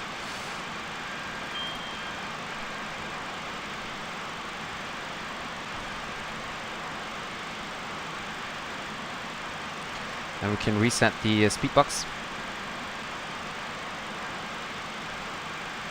Turn on terrain radar.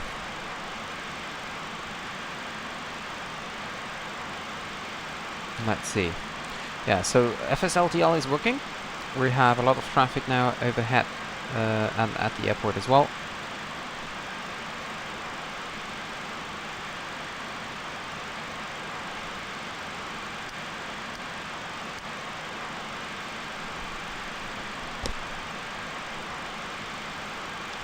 I think we need to descend a little bit faster here.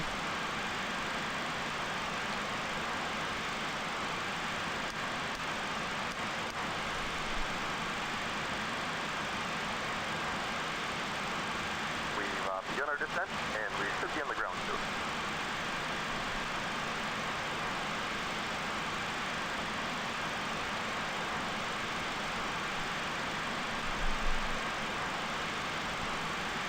I think we have like 15 minutes until landing.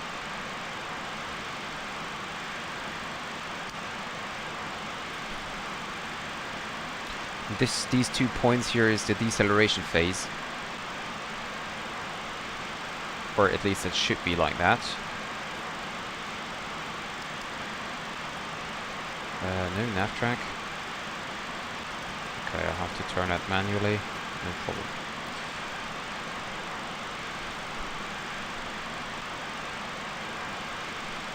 I am really looking forward to the approach into Kuwait.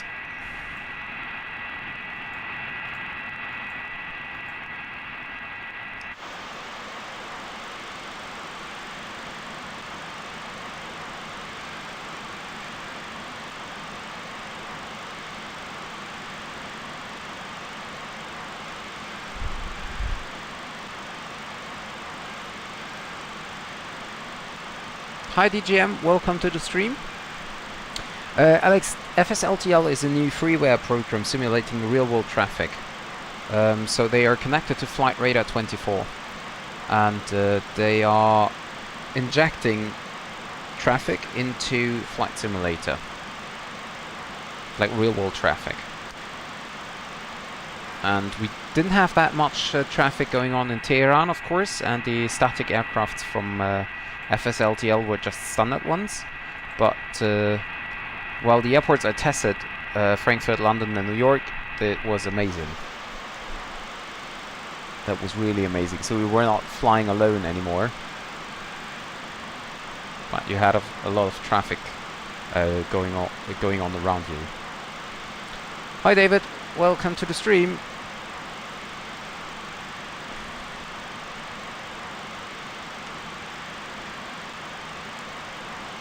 Passing now flight level 150, so we turn on these seatbelt signs.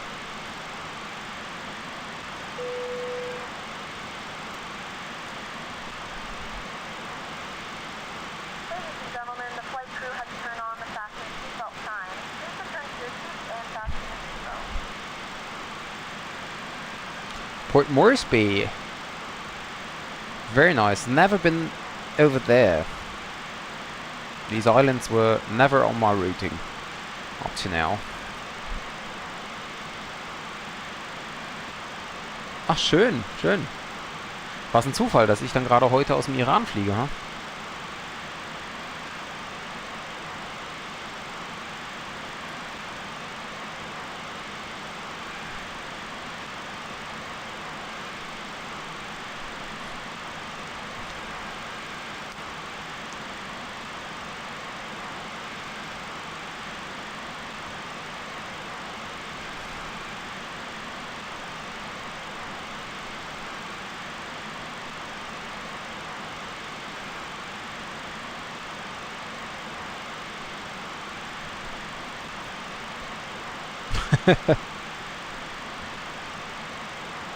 Ja, nicht schlecht, nicht schlecht.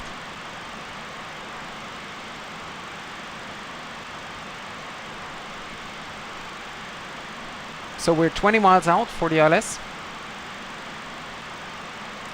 We're reducing the speed now to 50 knots.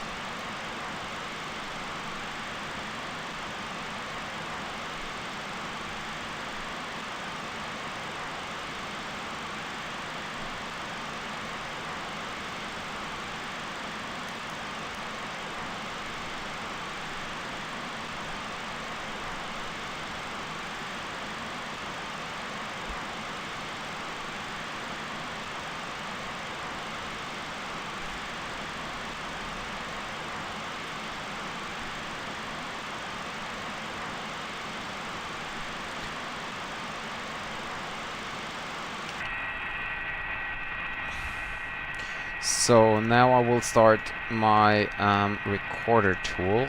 Where is it? Come on. There we go. Where is it? Flight recorder client. There we go. Or what I could also do,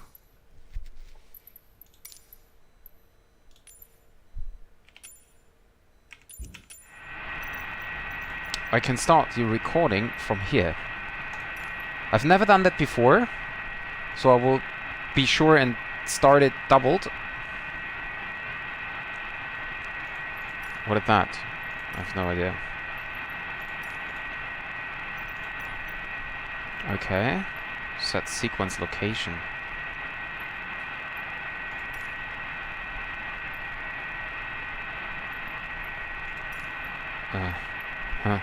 Okay.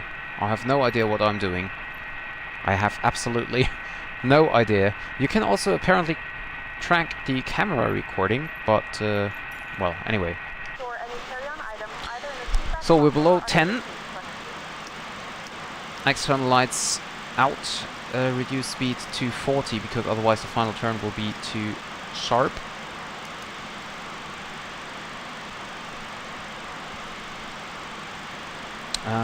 Let's go. Full manual below 100. Bin gestern mein ersten richtigen Full. Okay, wie war's denn, David?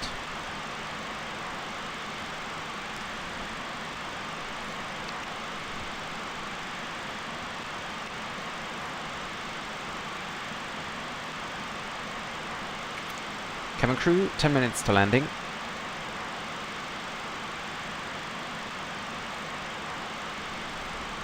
Cabin crew, 10 minutes to landing.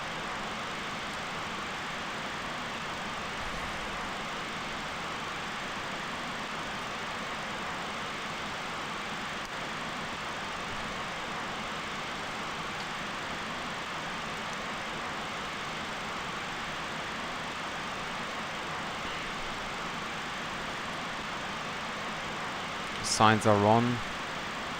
This is set. Okay.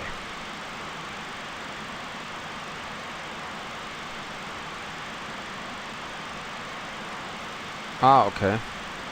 Ja, das ist immer blöd, wenn irgendwas verbuggt ist.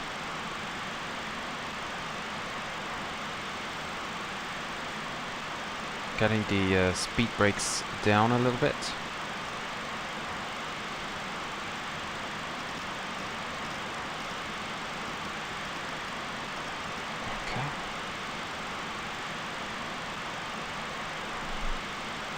And we're getting onto the final.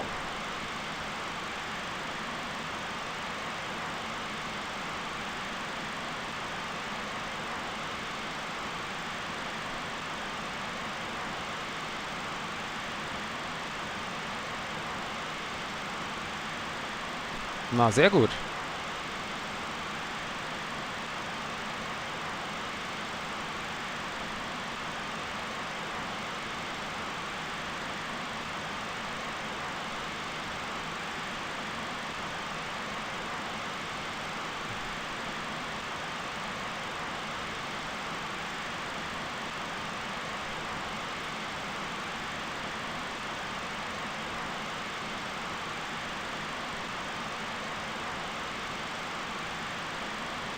Runway is inside.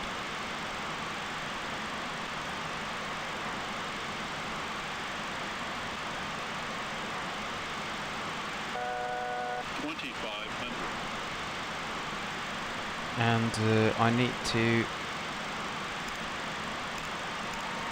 set these up.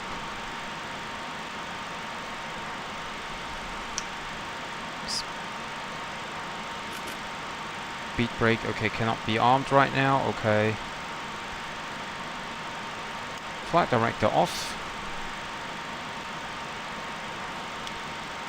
And going for the ILS. Slats retract. Oh. Slats extended. Gear down.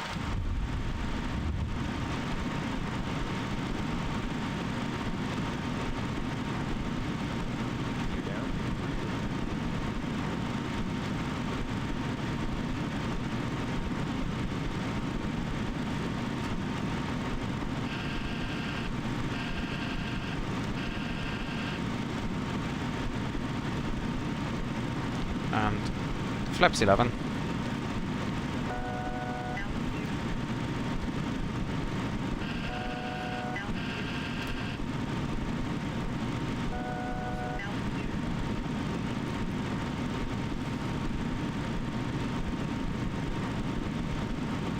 Flaps 15. Coming in a little hot here. I think that gonna be a... might have been a go around. Yeah, flaps 28. Yeah, we're too fast. Let's just go around.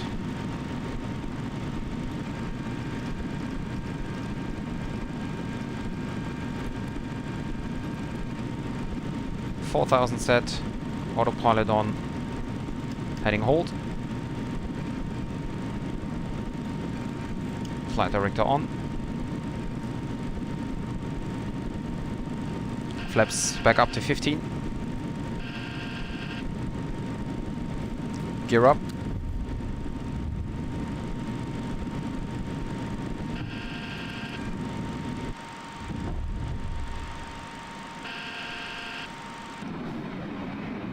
So at least we can have a look on the airport.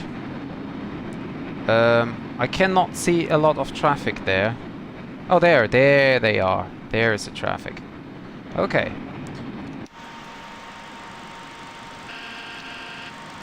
So let's go flaps up.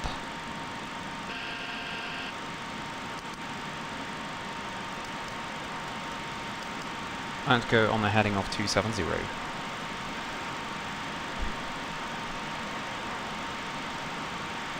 And I don't even need to climb up. I can climb to 2,000 feet, that should be enough.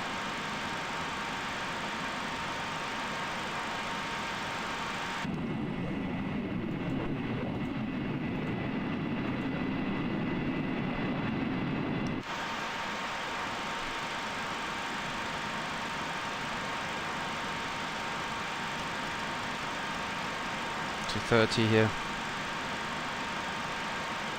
2 centellas, okay. That's nice.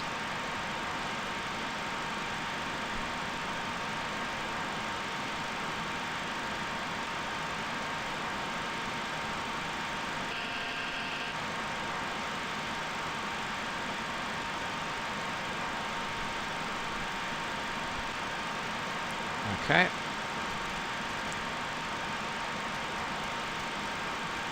Turning now right on a heading of 330.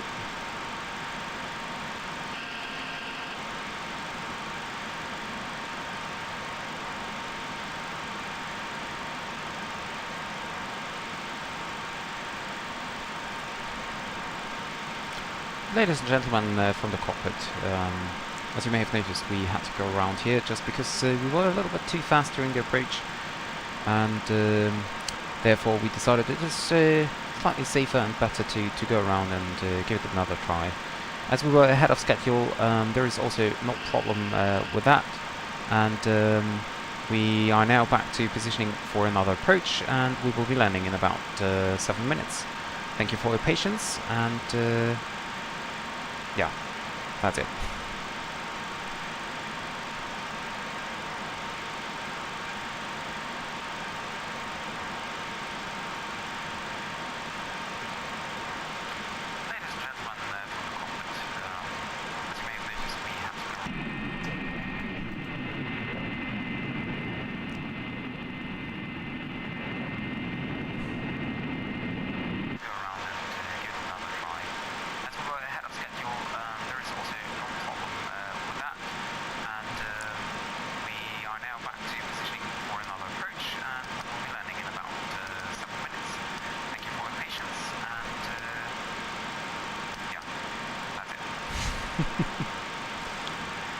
Participate in how to fog. Okay, we'll look that up later, Felix. Prefer to tell the truth to passengers, you're not ahead of schedule, you just don't have schedule.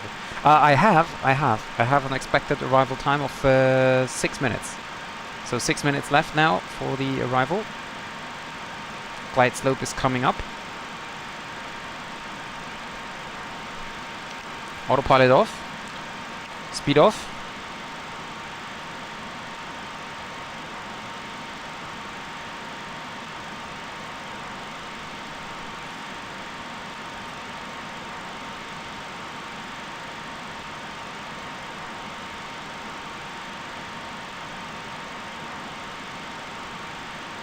And we're now turning. Come on. We're now turning to the final.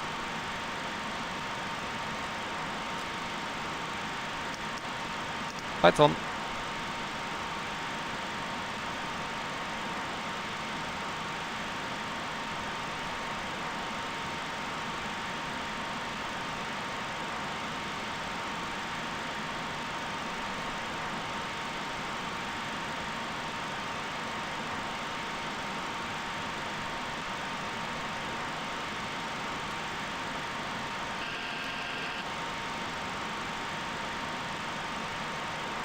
So we are again 9 miles out.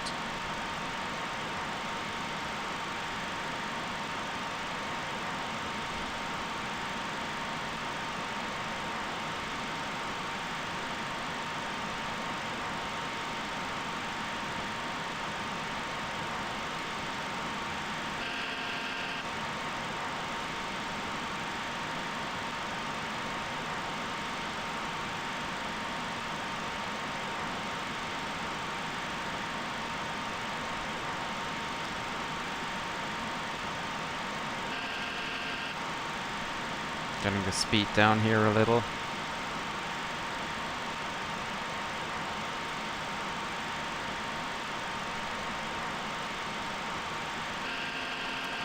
And there is the airport. Oh, that was a little sharp here, the turn. Anyway, flaps 11.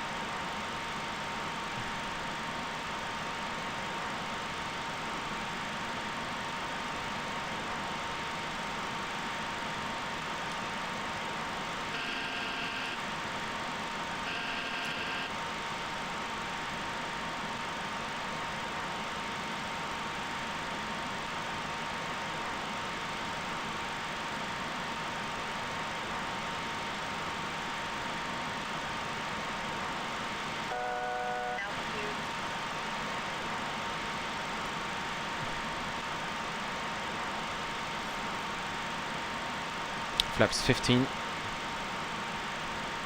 Get down.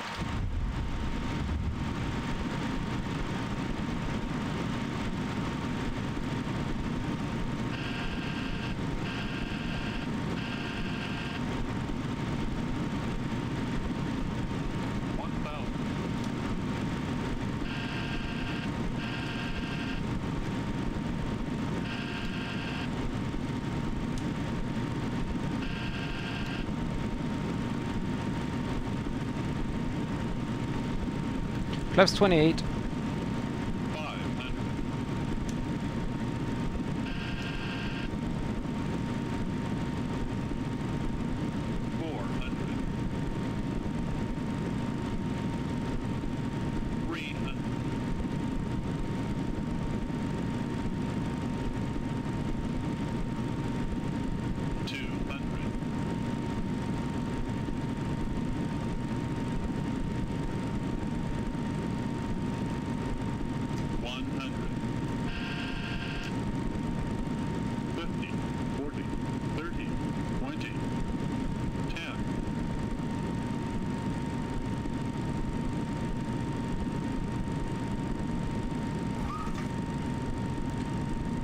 And on the ground.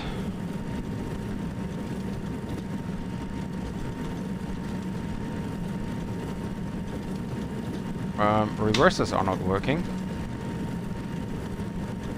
Great. Why are the reversers not working? Good thing the runway is so long.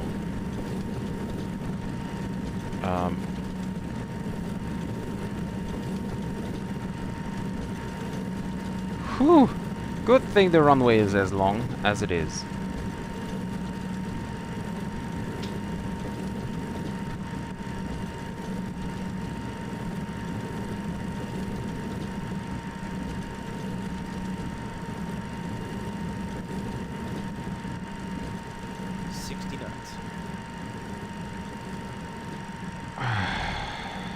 So there you have your emergency. Your reverser's not working. Ladies and gentlemen, we have reached our destination. The local time is 4:06 p.m. and it's currently about 38 degrees Celsius. You can now use your mobile devices.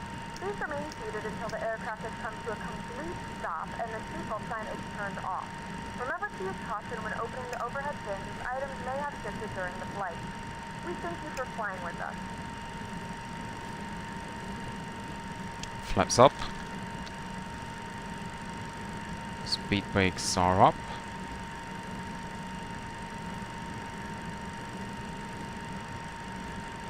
I think the problem is I have the wrong throttle setup. That's the problem, I think. See, it's not working. Yeah, it's just I have the wrong throttle setup. I think that's a problem.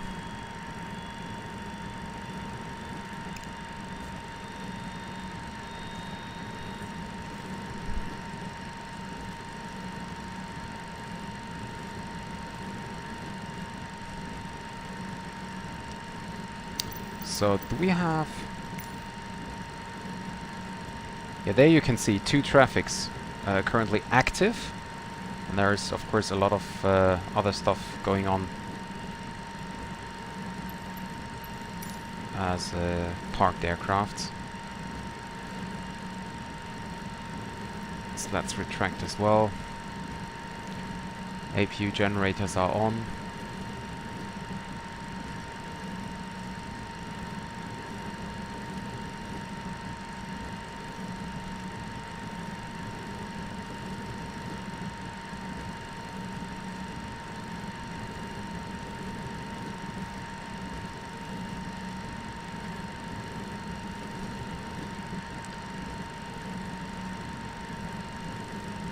Set this to alt off.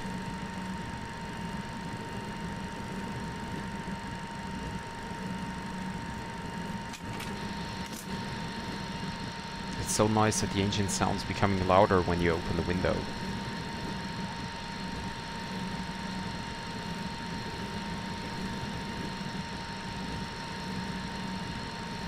So I have no idea where Iron Airtours is parking, to be honest.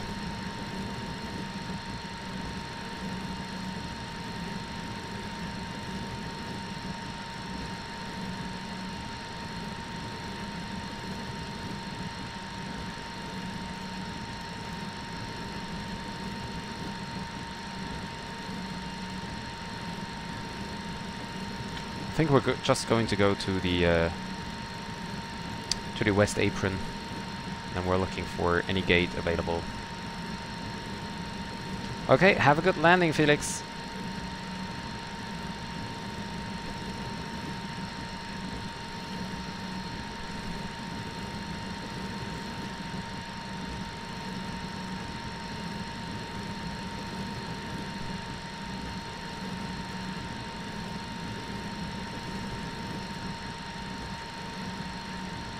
So we're going to go to next to the right. That's what I mean, Alex. See, this, for example, Kuwait Airways here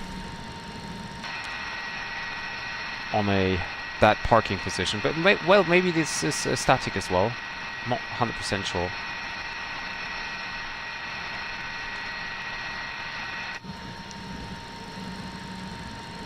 And we will later have a look around the airport, if we can find any aircraft which is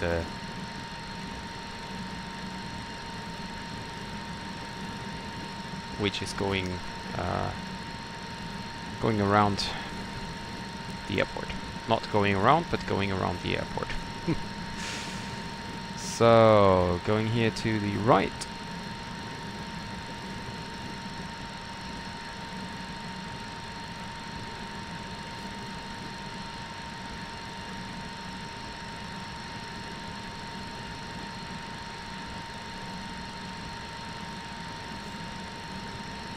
So where do we park? Okay, which position is that? 127 maybe. Let's see.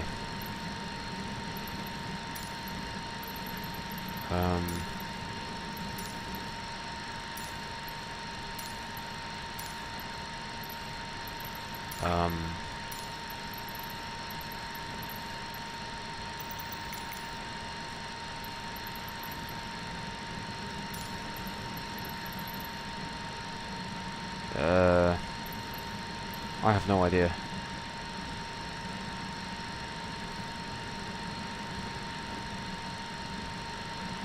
So we just go here.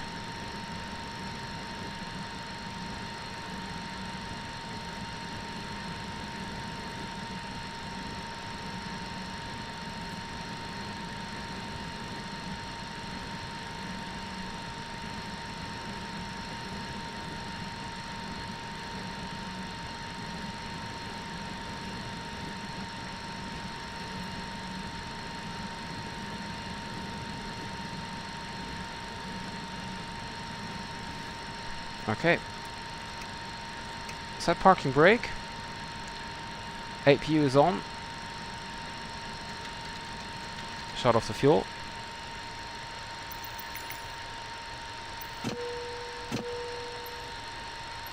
Request deboarding. Requested. Seatbelt signs off.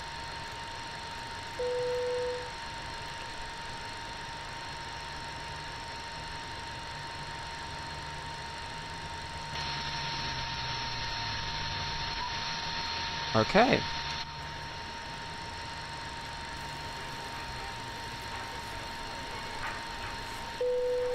Passengers deboarding starting. So, services, doors, open, open.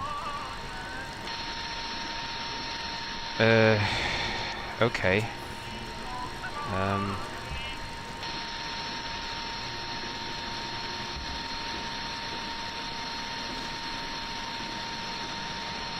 Okay.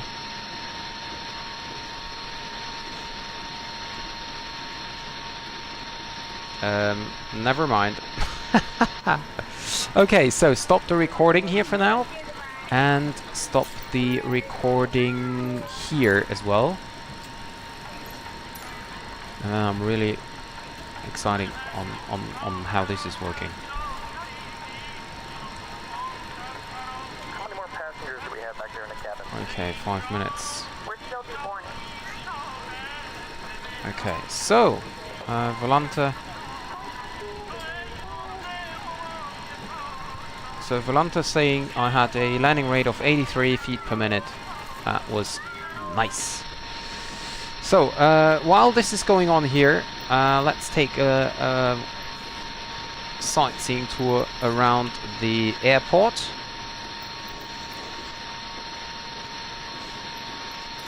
Okay. So this is, yeah, so this is the problem. These white things here are static aircrafts, which is injected by FSLTL to, like, you know, have some traffic going on the airport if you have no real world traffic. And these stuff here, Jazeera Neo, Kuwait, Fly Dubai, these are real world aircrafts, although I have no idea why they are not parked at the gate, but this might be a scenery problem. Kuwait Airways, these are static, I think. We'll have Emirates. This is parked quite nice here. Thank you, Felix. Thank you. Then we have the cargo apron here. There you can see there is already one plane going. So we have Air India, we have any static, and we have the Kuwait A320.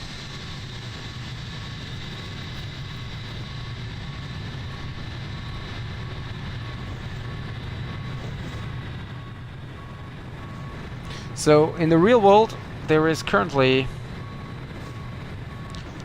let me see if there is a real world flight going on, and if yes, which one?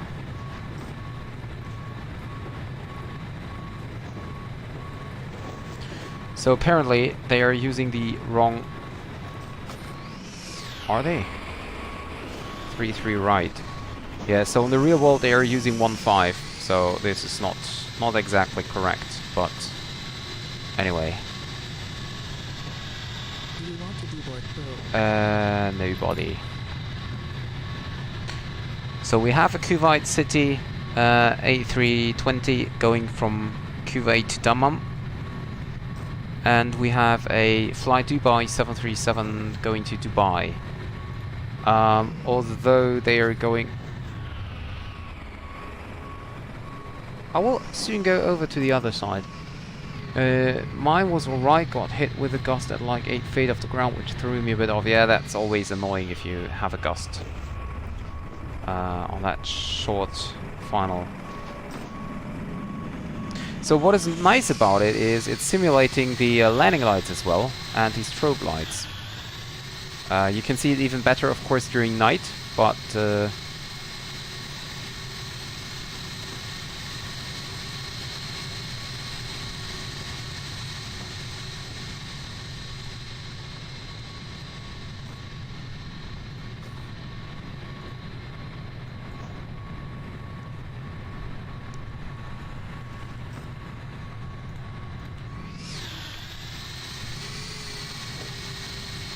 so he should be turning on the landing lights anytime soon, and of course he should be departing now.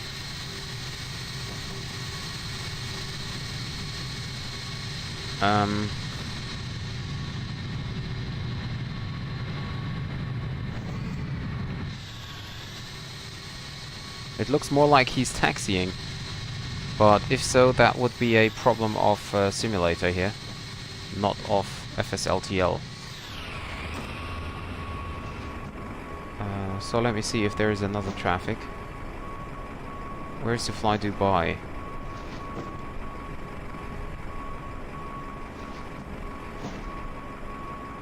So this is kind of weird. I still have to get used to the FSLTL part, because I don't know, there is real world traffic going on the airport at the moment, but there is nothing going on here right now. And he's vacating again. So this is definitely a simulator problem. I bet he's now going onto the other side. But I don't know, I mean, maybe the traffic is a little bit delayed, so because we have the Fly Dubai 737 here. This should be the one going off to Dubai.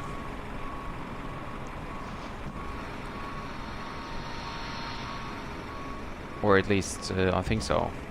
So it might be a little bit delayed. I'm not 100% sure on how fresh the data is. Sometimes it seems to be as if it's real time, and sometimes it looks more like it is delayed. Let me see if there is a real world traffic coming in at the moment. Yeah, there is a Jazeera A320 coming in onto runway 15 right, which is here, but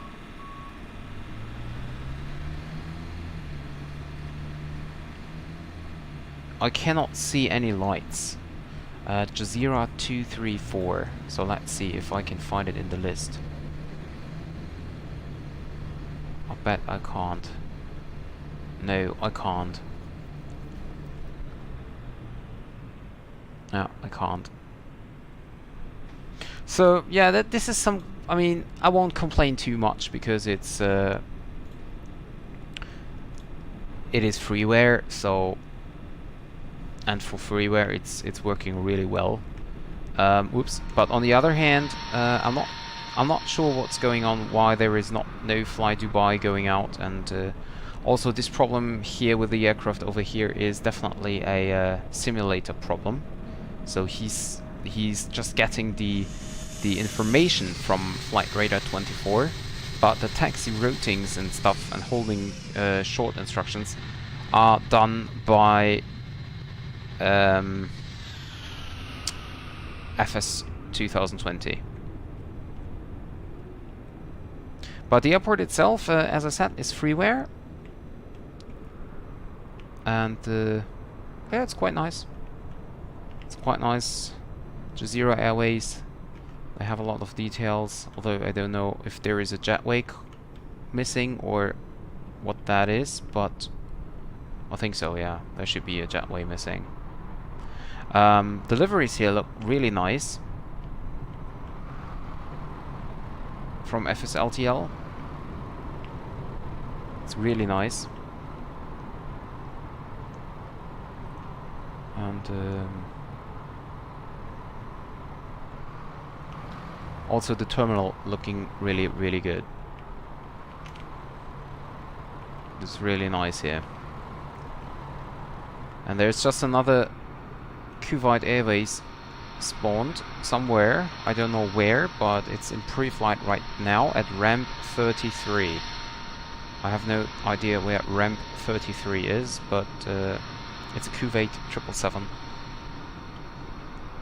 going into Saudi Arabia right now at pre-flight.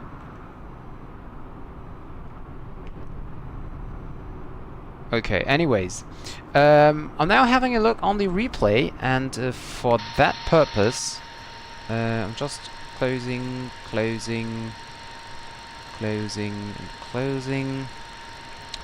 and then end my flight here.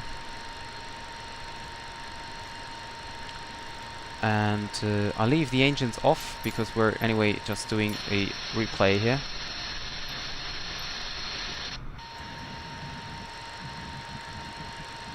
Okay.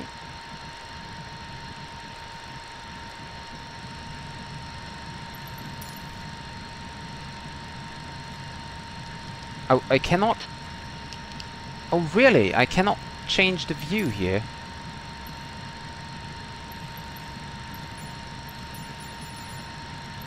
Okay, this is kind of weird. Okay. So I should have recorded the camera track as well, I think. Because right now I cannot change the view. I just have to take what... Okay. Well, yeah, this is kind of weird.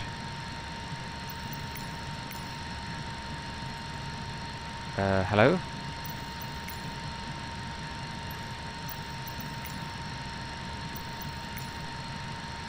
Nice. So now I cannot change the view, and also I cannot see the replay.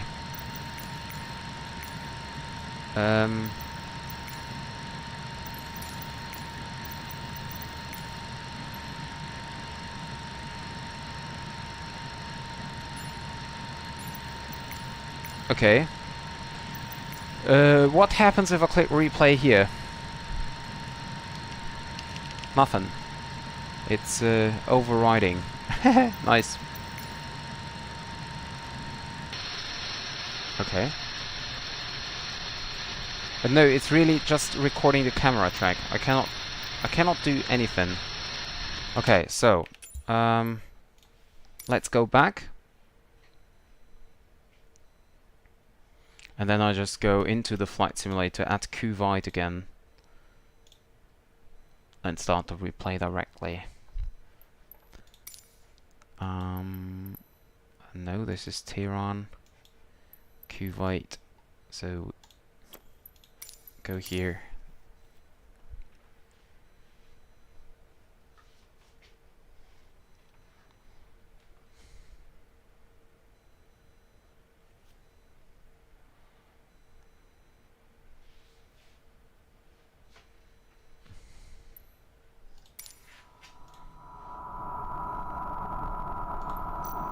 Okay, close, and replay is started. Okay, I can close FSLTL. Okay, this is kind of weird.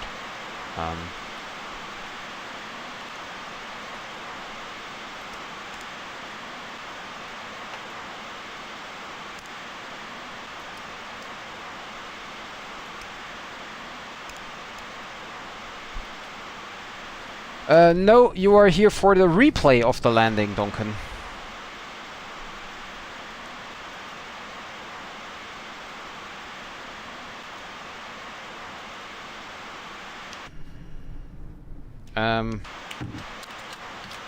Okay. I really thought this would work, but apparently it doesn't. Really?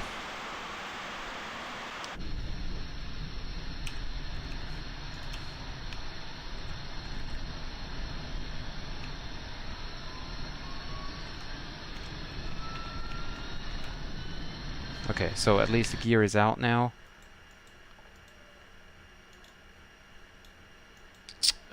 I really thought it's going to work, but it is not. Autopilot.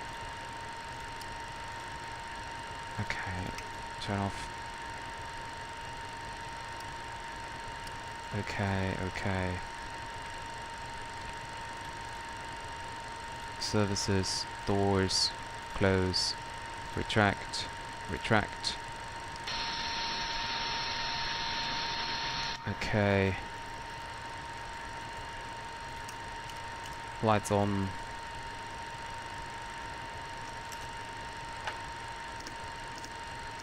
Okay, and now give it another try for the replay. So this should be working now.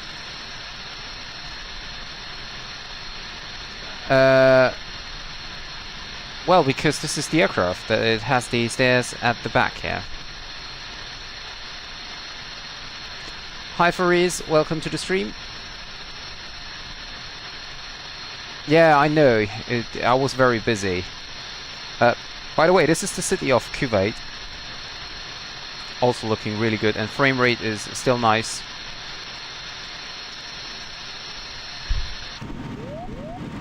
Flaps coming out.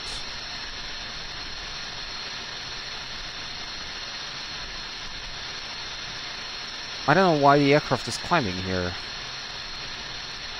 Or was I... Oh, I decided to go around already. Okay, it was quite early then. Yeah. So...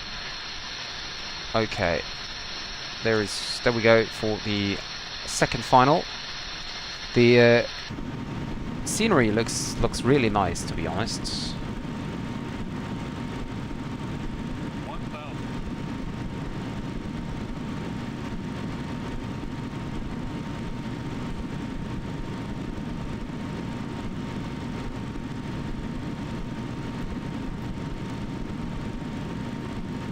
No, they weren't.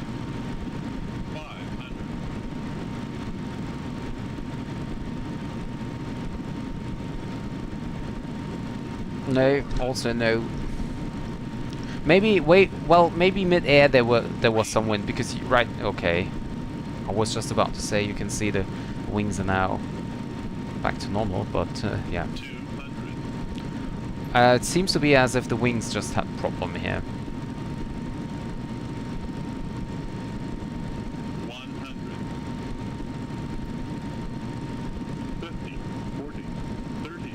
100.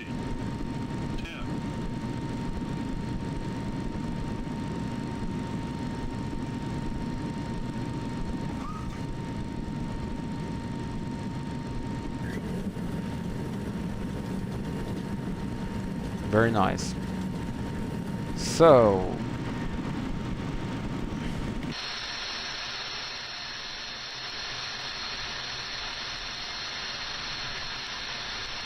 thank you.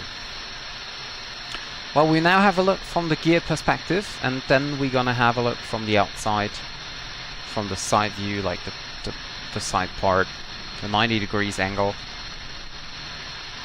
to see whether the landing was indeed good.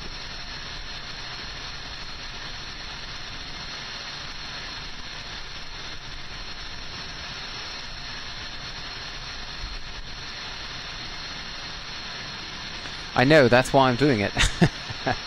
No, I like it as well.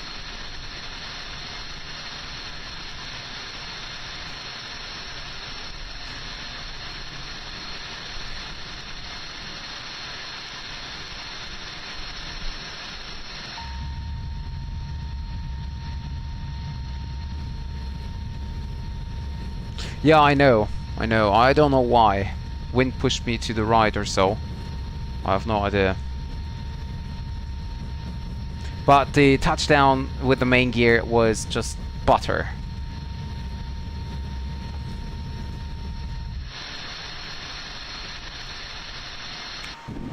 Nope. There we go.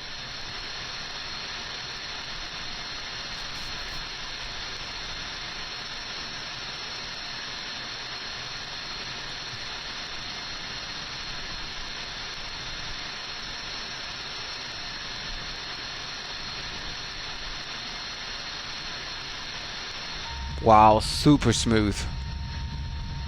Super smooth.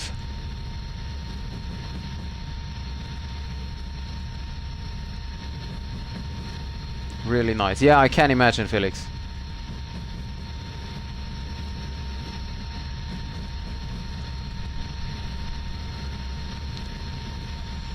That was really amazing landing. That was quite nice. A little bit too far to the right though, but the touchdown at least was very nice. Yeah, that's yeah. But that's a complete different story, Duncan. By the way, Duncan, is your shoulder getting better?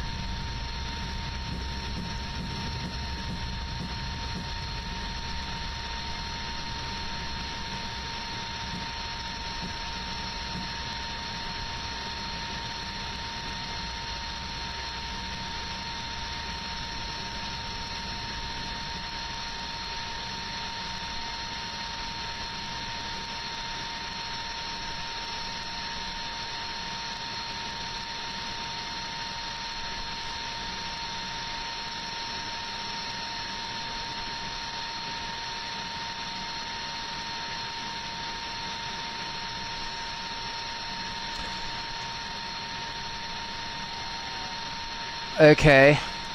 Well, that doesn't sound very good, to be honest. But if it's getting better now, I mean, after surgery, it should get better. Doesn't it?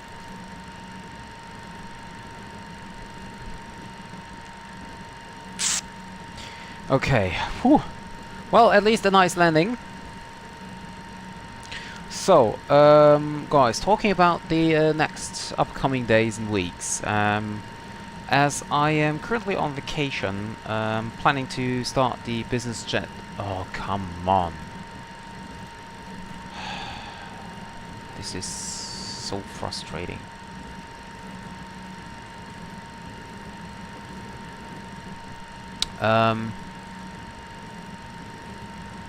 Yeah, that's nice, Duncan. That's the most important part.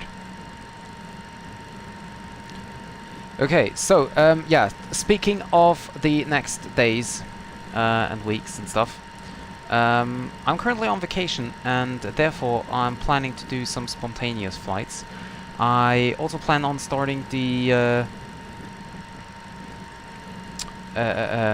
Business Jet Europe tour within the next few days, and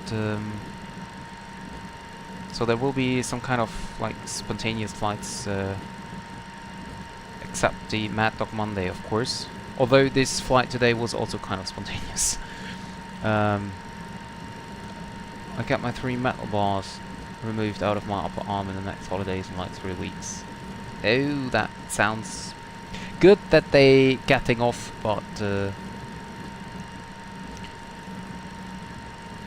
I think the problem was a little bit more serious, so that's basically not good. No, Duncan, I'm not doing a vlog. I'm at home, but I meant to say that I have more time to do streamings now. Hopefully, at least. Didn't plan anything yet, but yeah. Knockout fluid. That's a great. Okay, I really have to remember that. Knockout fluid. What you mean are narcotics. But yeah, knockout fluid is great as well. Anyway, so I just hope that I will be able to stream more often in the next 2 weeks, although I have nothing planned yet. So I'm not 100% sure if I can do that. So yeah, stay tuned for that, and have an eye on your phone or wherever you get your notifications for YouTube if I'm doing another flight. What I plan to do besides starting the Europe business jet tour is a stream with an emergency, like kind of a surprise emergency. I don't know if it will be a gear problem or a rapid decompression, if it's an engine out procedure or whatever it will be. I have no idea when it will be, but I will definitely plan it way ahead. And I also don't know the aircraft yet. It could be Phoenix, it could be MD. I think that the Phoenix is the most like technical, the most deep aircraft with the most possibilities of simulating an emergency, but I will see. Maybe I will do the MD as well, or the PMDG. I have to see. Not sure yet. So yeah, that's the stream for today. Thank you guys for being here, and stay tuned for the other flights during the next 2 weeks. And I hope to see you for the business jet tour as well. And for now, I'll just wish you a pleasant Monday, and I hope to see you guys next time. Thank you very much, and goodbye.